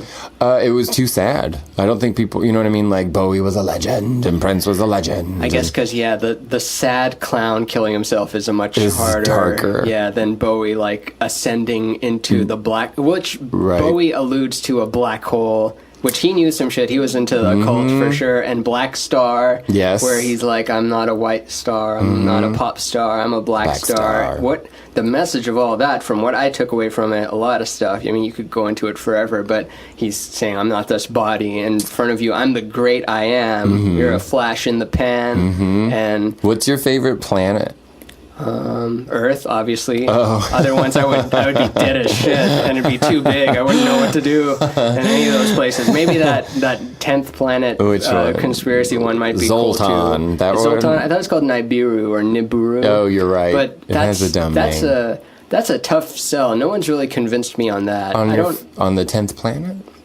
Yeah, I mean, you watch stuff or read up on stuff up until a certain point, and then you're like, well, why haven't we detected that Sooner? that? And it's like, oh, it's hiding behind the sun at every angle, and then eventually you get to a point where they have the technology to hide themselves from us, and then at that point you're just playing the Right. all right, fine, it's the magician that tells you to turn around for a second. Like, if you're explaining something to anyone, you should never, there's a word for it. My friend on the Ben Seidman episode, who's a magician, he talks about that. But yeah, the turning around Magic. is the term for What's it. that called? Magic? No, I forget the term, but he's a Hokum he's a hustling. legit magician. He tours the world. Wow. He makes a living doing magic. I've seen him at the Magic Castle here. Have you been? No, I want to really Oh, bad. I'll invite you next time I get Okay. to go, because only members can go and members' friends, and you have to wear a suit, otherwise you're not allowed in. Like full suit To the with, castle? Yeah, or the Magic show? Castle. Okay, wow, really? Not Disney Magic Castle. I'm No, talking no, about yeah, oh, yeah. the Magic Castle for magicians. Yeah. And they do this thing in the basement where, or I don't know how often they do it, but I can't, where they all just blow each other. No, they don't all blow. Maybe they blow each other, but for this, they all you sit at a table. It sits like 3 or 4 people at a table, and then the magicians come around to you like one of those Brazilian steak places with the steaks, but they do their best minute of tricks, or best couple minutes of tricks of close up magic in front of you, and at the end the people get to like vote on who their favorite one was, and then the one that wins gets to get blown by all the magicians.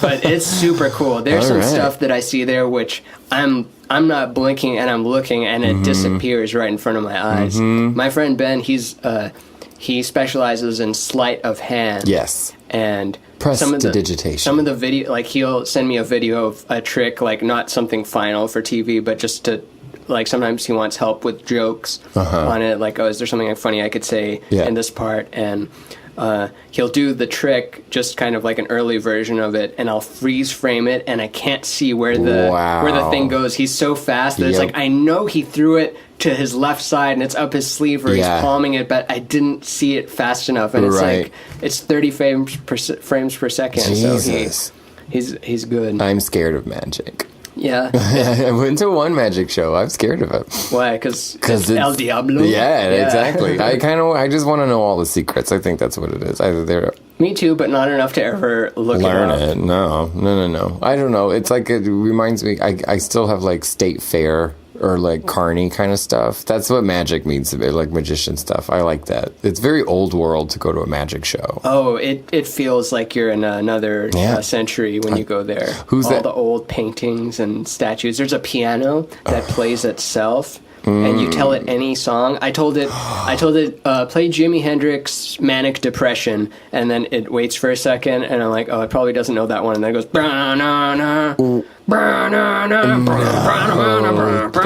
that is crazy. And played the whole thing with little fills and stuff. And here's shows you where we are in technology. I showed my friend that, and I said that, I mean, I know it's probably a lady in the other room, which is looking up the sheet music, and she's really good at sight reading, and then the piano is connected to her fingers, and it plays it on there, and then he goes, oh, huh.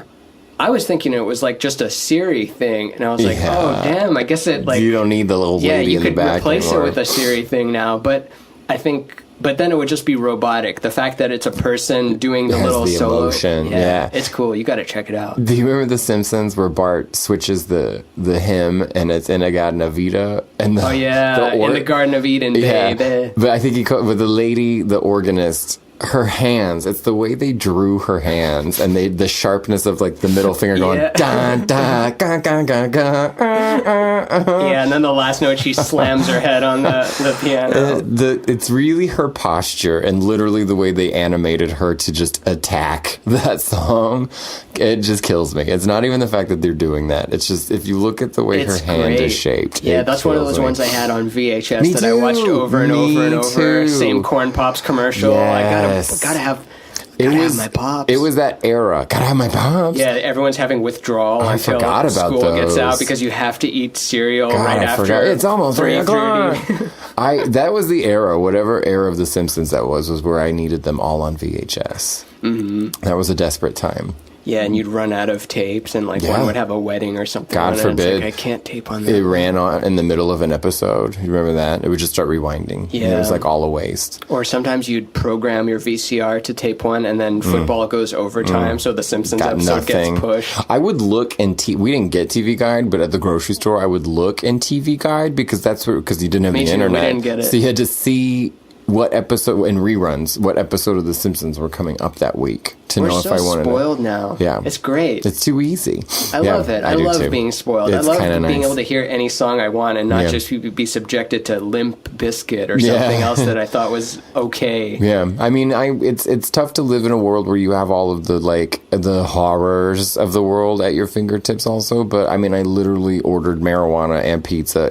in my underwear, and they were both brought to my house. And one day you won't even have to have a person come do it. You'll have a robot. I'll just be And then that'll leave you time to interact with the people that you do want to interact with. There you go. That's it. I just want a house on the hill with one big old piano in it. I'll be the old lady. I'll be the, can I play fiddle with it? Yes. Yeah, I'll be the old fiddler on the hill. That's all I want. Unfortunately, the piano I want costs like $180,000, but... Jeez Louise. Why? Can you tell?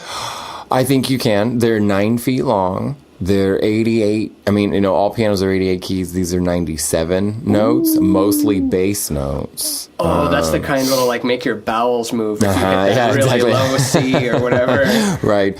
It's like, yeah, it's like a turtle. You have to have you have to have a will to make sure you give it to somebody because it's going to outlive you. Oh yeah, it costs more than a house. Yeah, or no. like a house and not here, but you know. They're Austrian and they have. What's it called? It's a Berzendorfer. A Berzendorfer. It has the O with the dots on top of it. It's either like a sausage or a... It's a piano. Well, I'll tell you that the Jimmy Swaggart channel, I watch the church channel all the time. They're the best evangelists. They're in Baton Rouge, so they're real swampy.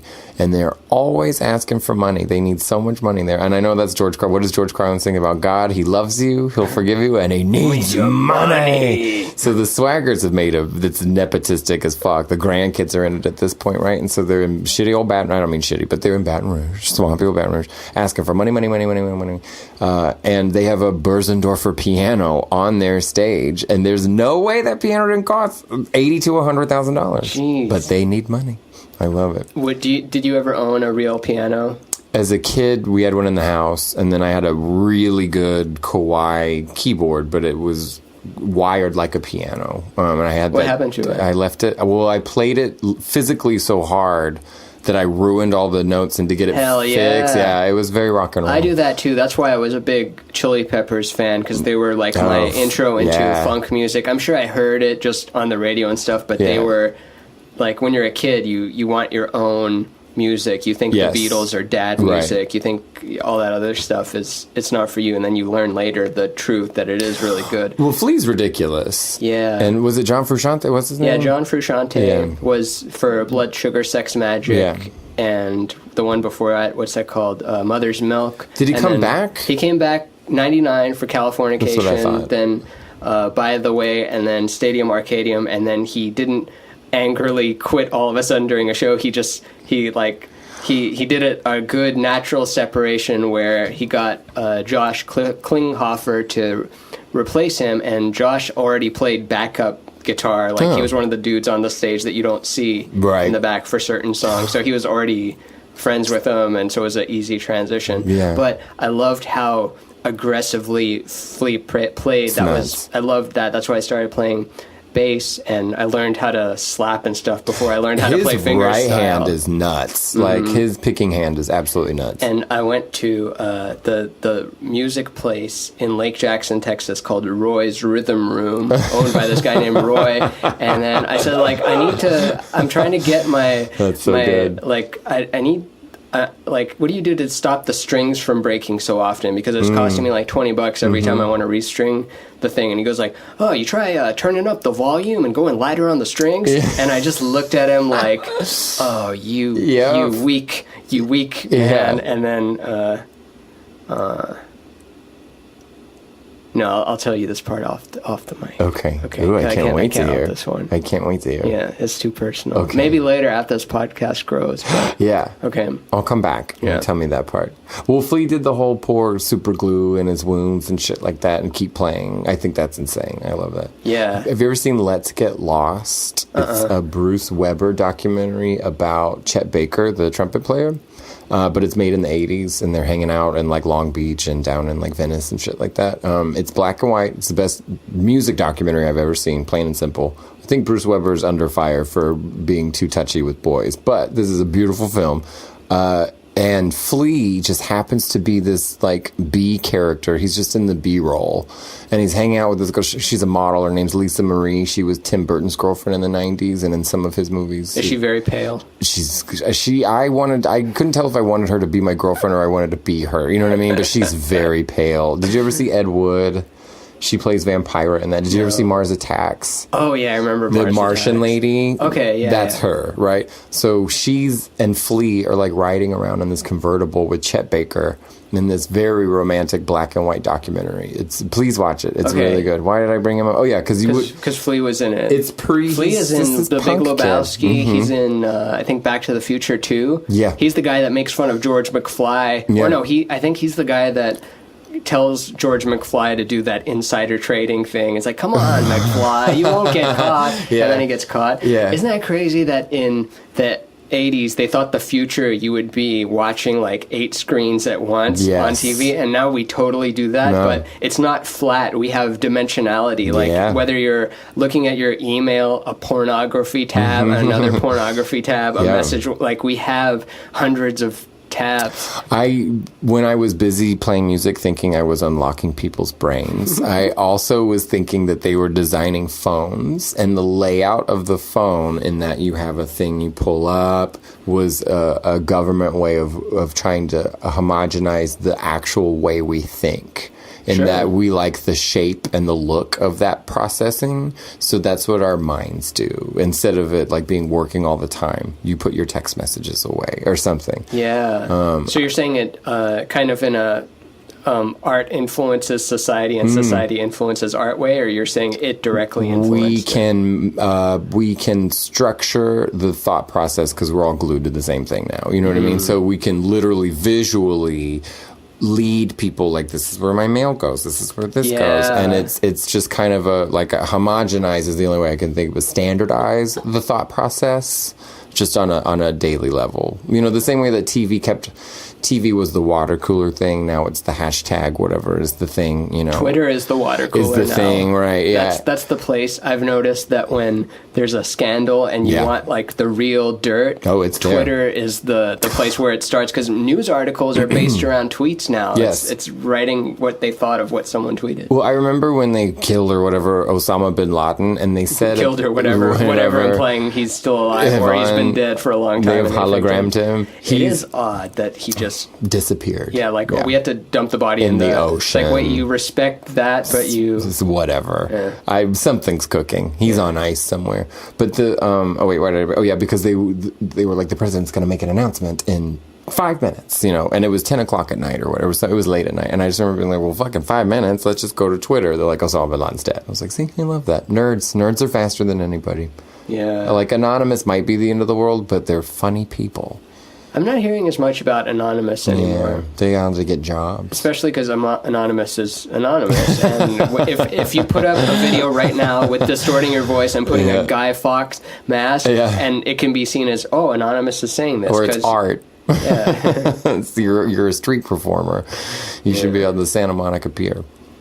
I haven't been there in a while. It's the Scientology or the Santa Monica Pier? Santa Monica Pier, never Scientology. Oh. Have you read Tiffany Haddish's book? No. Tiffany Haddish, the comedian, who's just blown up this year, has a book where she has a chapter on Scientology. And, you know, her whole thing is, not her whole thing, but she was in foster care growing up, like always in different houses. And if she was in the orphanage thing, like you'd be in a bunk bed, and she hates bunk beds because like shit goes down in bunk beds. You get your ass kicked, they gang up on you. It's like nothing good ever happens with bunk beds. So she goes to Scientology. She's like, I'll try anything. And they do the Thetan readings on her. And like, okay, well, for all new members are required to stay at our facilities for the first week. And she's like, yeah, I can get down with that. And then she's like agreeing to all of it, and then she goes to the room. It's like, wait, no, I don't fuck with bunk beds. And they're like, well, no, you have to stay here. And these are our beds. And she just throws the biggest fit and starts screaming at him. Wow. And he's like, no, I'm not fucking around with bunk beds. You better and then they let her go. And you know how there's stories of everyone getting harassed by trying to leave Scientology. They never messed with her again. They never wanted her back. Yeah, she told them. We protested Scientology. My friend was like an internet nerd, and so because of Anonymous a few years ago, I can't remember, but they were protesting Scientology, so I went with them to wear a mask, and I had my own mask. It wasn't a Guy Fawkes mask. But they had people in the bushes, like, taking pictures of us and videotaping us, and like They're were creepy. Yeah, they were being creeps about it. It was weird. They like had people in with us, and then one of them took off their mask and walked into the building and did all this like crazy shit. I know. Billy Corgan. We were call back to 6 hours ago. Shapeshifter. I want to be a shapeshifter. I'd turn into a cookie. But then what would happen afterwards? Well, then somebody would eat me, and then I would be ingested, and then I'd shapeshift again. Keep them guessing. Parasite. Yeah. I could be a parasitic twin. The twin that doesn't separate. So the one that gets absorbed into the thing. So and then the person that absorbs it is seen as a very bad person. They have this abscess that's just like hair and nails. I'm not going to name people, but and now I'm starting to think it's just people from forever ago, but people who are not not the friendliest person. Then you later on hear that they absorbed a twin in the twin in the womb. It's like, oh damn, you ate your fucking sibling in the womb. You were always a bitch. That has to be a really hard thing to recover from, I think. From doing it in the consuming your. Who knows more or what less. trauma we had while we were growing into this thing. It's a when thing. we started as a nothing to a egg and cell. My friend's dad was in a coma for like a year, and they just would go hang out in the hospital room with him and stuff. And then when he woke up, he was like, "Yeah, I could hear everything. It was like a dream." But I heard y'all singing "Happy Birthday" to me, and I heard all this other stuff. It was like I could hear it. I couldn't like respond. I was in a thing, but like I remember you doing homework next to me. Like I remember all that stuff. Do you ever hear those near-death, or no, not, what are they? Yeah, I think it's near-death experience, NDE, the OA. Check it out on Fox, on Netflix. It's not on Fox. Netflix. On the near-death experience, there's often a description of, being surrounded by family members, some which you don't know, and it's just like that they're an important force or something, and they're there to greet you, and there's warm light and stuff, and I'm always just thinking like, oh, is that a thing that you have to schedule in that after time? It's like, they're going to die for a little bit. I better, we got to get together. Yeah. And, time is not. I took a bunch of mushrooms and I went to a Tori Amos concert, as you do. And then afterwards I went home and, because a couple months before this lady had died, her name was Shirley. She had died. She'd been married into the family, but then they had gotten divorced. But we kept Shirley in the family, you know what I mean? So she was an aunt, but she wasn't related or anything like that. Shirley was the best. She died. Shirley was the best. And so I'm home after the concert. A friend had come home with me. She left, and I'm still tripping. And I'm like, well, I'll probably I'll smoke some weed. I'll put on some music, and I'll just lay on the floor and listen to it, and I'll go to sleep. So it's April. I'm walking through. This is in Texas, so it's hot. I'm walking through my apartment, my AC's blasting to the stereo, and then all of a sudden it's just really hot in this space, and I'm standing in front of the vent, and I'm tripping, right? So I'm like, we'll just see what this is. And so I hang out in that space, and my hands are by my side, but they get really heavy. My hands get very heavy. And so I just sit there, and in this, I'm tripping mushrooms and stuff like that. And I've lost a lot of family members. I'm the youngest of the generation, so plenty of old people have died. Lots of dead people. And in this tiny little moment, I have this feeling, this thought of these mountains. I'm on mushrooms. Mountains on my shoulders, and they are saying, you come from us, you come from us, you come from us. And one side was the familial side, and the other side was the Shirley side. And what it was saying was, it doesn't matter, these are the people that shaped you, right? Cool. That was the interior message. And so I looked at the clock, it was like 3-something, I went to bed, and I woke up because my phone was ringing. My dad called, and he said, your grandfather died. When they checked on him at 3, he was alive. When they checked on him at 4, he was dead. Can you believe that? Damn. Dead. I know. And we shared a birthday, that grandfather and I. He was born on the same day, and my other grandfather died on my birthday, which is fascinating. But yeah, there's drugs induced in that. And yeah, there's like a lot of like very... It sucks that discredits it. I don't think it does. It discredits it to some who are unfamiliar with the experience that comes with psychedelics sometimes. Sometimes it doesn't come. Sometimes you go skin deep and just you see the walls breathe. But that's something that you associate it with seeing cool stuff, but the inner felt significance of it is something that no one's prepared for until you experience it, because it's like, I thought it was just hallucinations. I didn't think there'd be deep. I equate it to a lot of like the way my head works now, the way I'm organizing thoughts is just a closet right now. It's got some rooms, some shelves. I can put stuff here and here, but in the other one, it's like an arena. I can put ideas like in the bleachers here. I can run across the arena. I can go into the bathroom and turn the sink on. It's vast. It's even bigger than the arena, but you feel like you have more space thinking. You use that extra. But also stay in school. Don't do drugs. No, don't do drugs. Still don't do drugs. It advances whatever your thought is. It just makes everything more exaggerated, bigger, and you are forced to reconsider stuff under those circumstances. Yeah, which very is healthy. why you can have a bad trip if Right. you were Unorganized. unorganized, and you're going in with bad intention, or you have something you've been hiding from yourself, and you fooled yourself into not looking at. But the mushroom isn't going to. Boo. Yeah, it's going to like, what's this over here? Where you? It's a thing that it comes over to your house and goes to the most dark places of your closets and right. picks up objects and looks at it and asks you about it, and you can't not answer it. You have to tell it what that object is. Yeah, that's my favorite. I don't do them a lot. I'd like once a year. Well, no, I agree. I'm like a once a year kind of a person, but it's such a happy. Like, that's the good thing about it, is it doesn't want you to, whereas other drugs have this addiction thing. Well, I don't know, maybe some people do get addicted to the psychedelic state, but generally it's not. I started smoking weed because I liked tripping a lot, because it was like tripping light. It just gave you a little color. Yeah. Oh, that was a sad thing. It's true though. We lose touch with vivid. It's often people describe the psychedelic experience as being like childlike. Again, it's like I haven't felt this way since I was a child. Everything is wonderful. That tree is it's talking to me. It's not really talking to me, but it's talking to me, and it's like I know that it's that's the best. Yeah. I love mushrooms. I'm trying to think the last time. Oh yeah, it was Bjork. We went and tripped at FYF Fest to see Bjork, and she had a DJ who was just a sexy Venezuelan man in heels, and then a 12-piece string section, and it was and Bjork was wearing. You couldn't see her. It was this big floofy ball, and then these legs, and a fucking 3D printed mask. Does Lady Gaga get accused of don't ripping get me her off? started. No, she doesn't, and she should, because I say Bjork has been doing it better and longer. Yeah, because I know she got,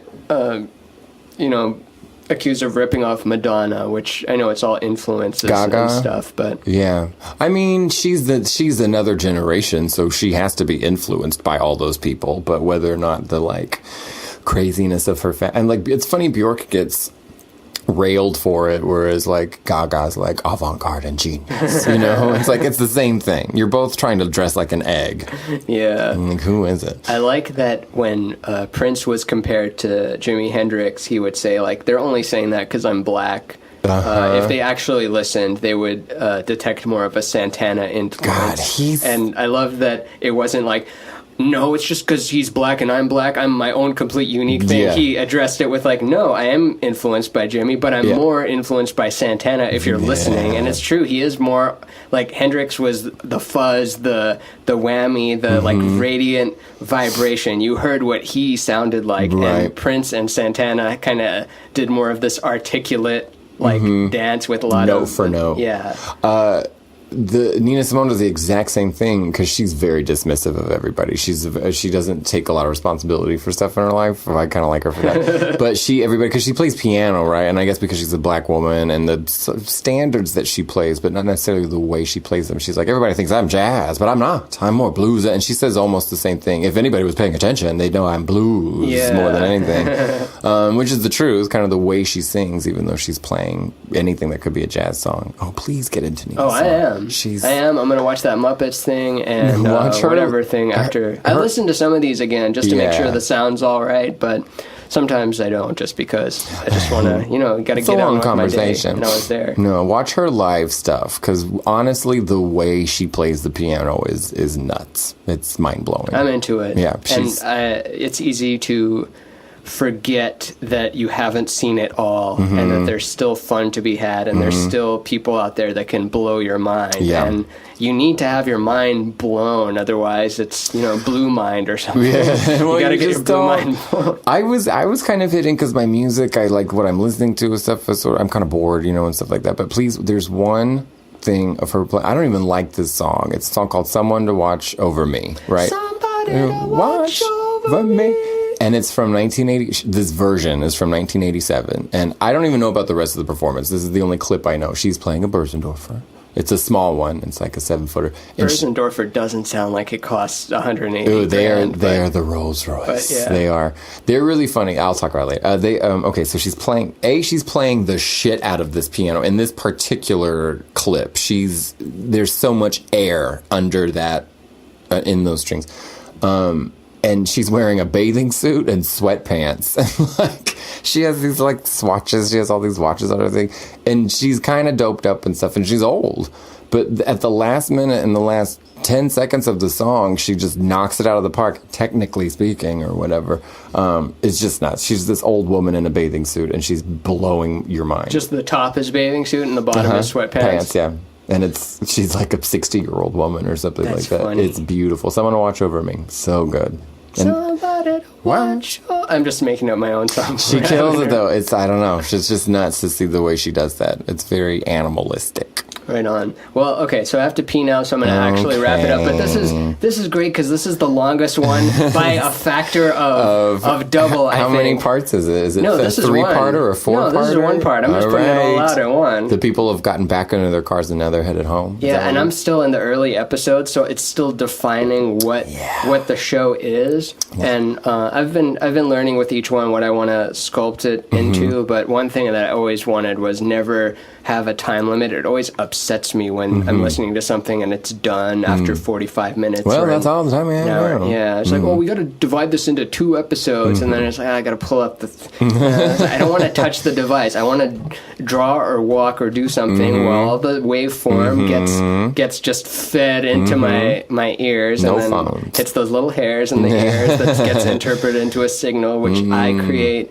The viewer, the listener, That's create you. in your head. Hi. I love you, the listener. Hi, you Yeah, listeners. tell the listeners how How are you feel. you? I feel great about them here today. I hope everybody's being safe out there. Good. They're good listeners. Everyone that I've gotten good people writing All me over and the stuff. place. Yeah. I like it. Do you want a podcast? Is that something you like? Yeah, You'd be good at it. I'm working on it right now. I'm trying to do.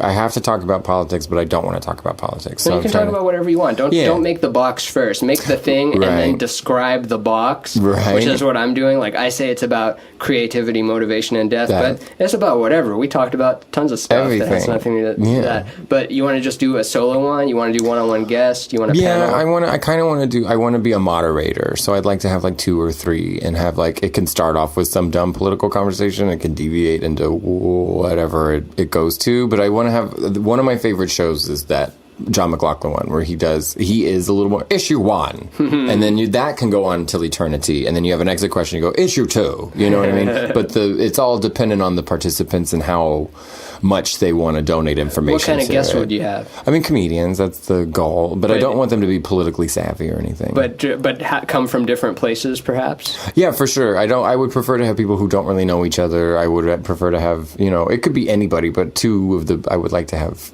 humor be part of it. Especially people who aren't news savvy and don't want to be. I'd be great. Yeah. I'm the most cave living guy you'll ever meet. Yeah, because that's the best feedback. I am now so into the news that I just am repeating what Fox News told me. Because I have to watch Fox News. You take all of them? I watch it all of it. George McFly style. All right, it's pee time. Okay. Say your last words and goodbye before I kill you from this digital space. Bye, guys. Thanks for listening. You're the very best. And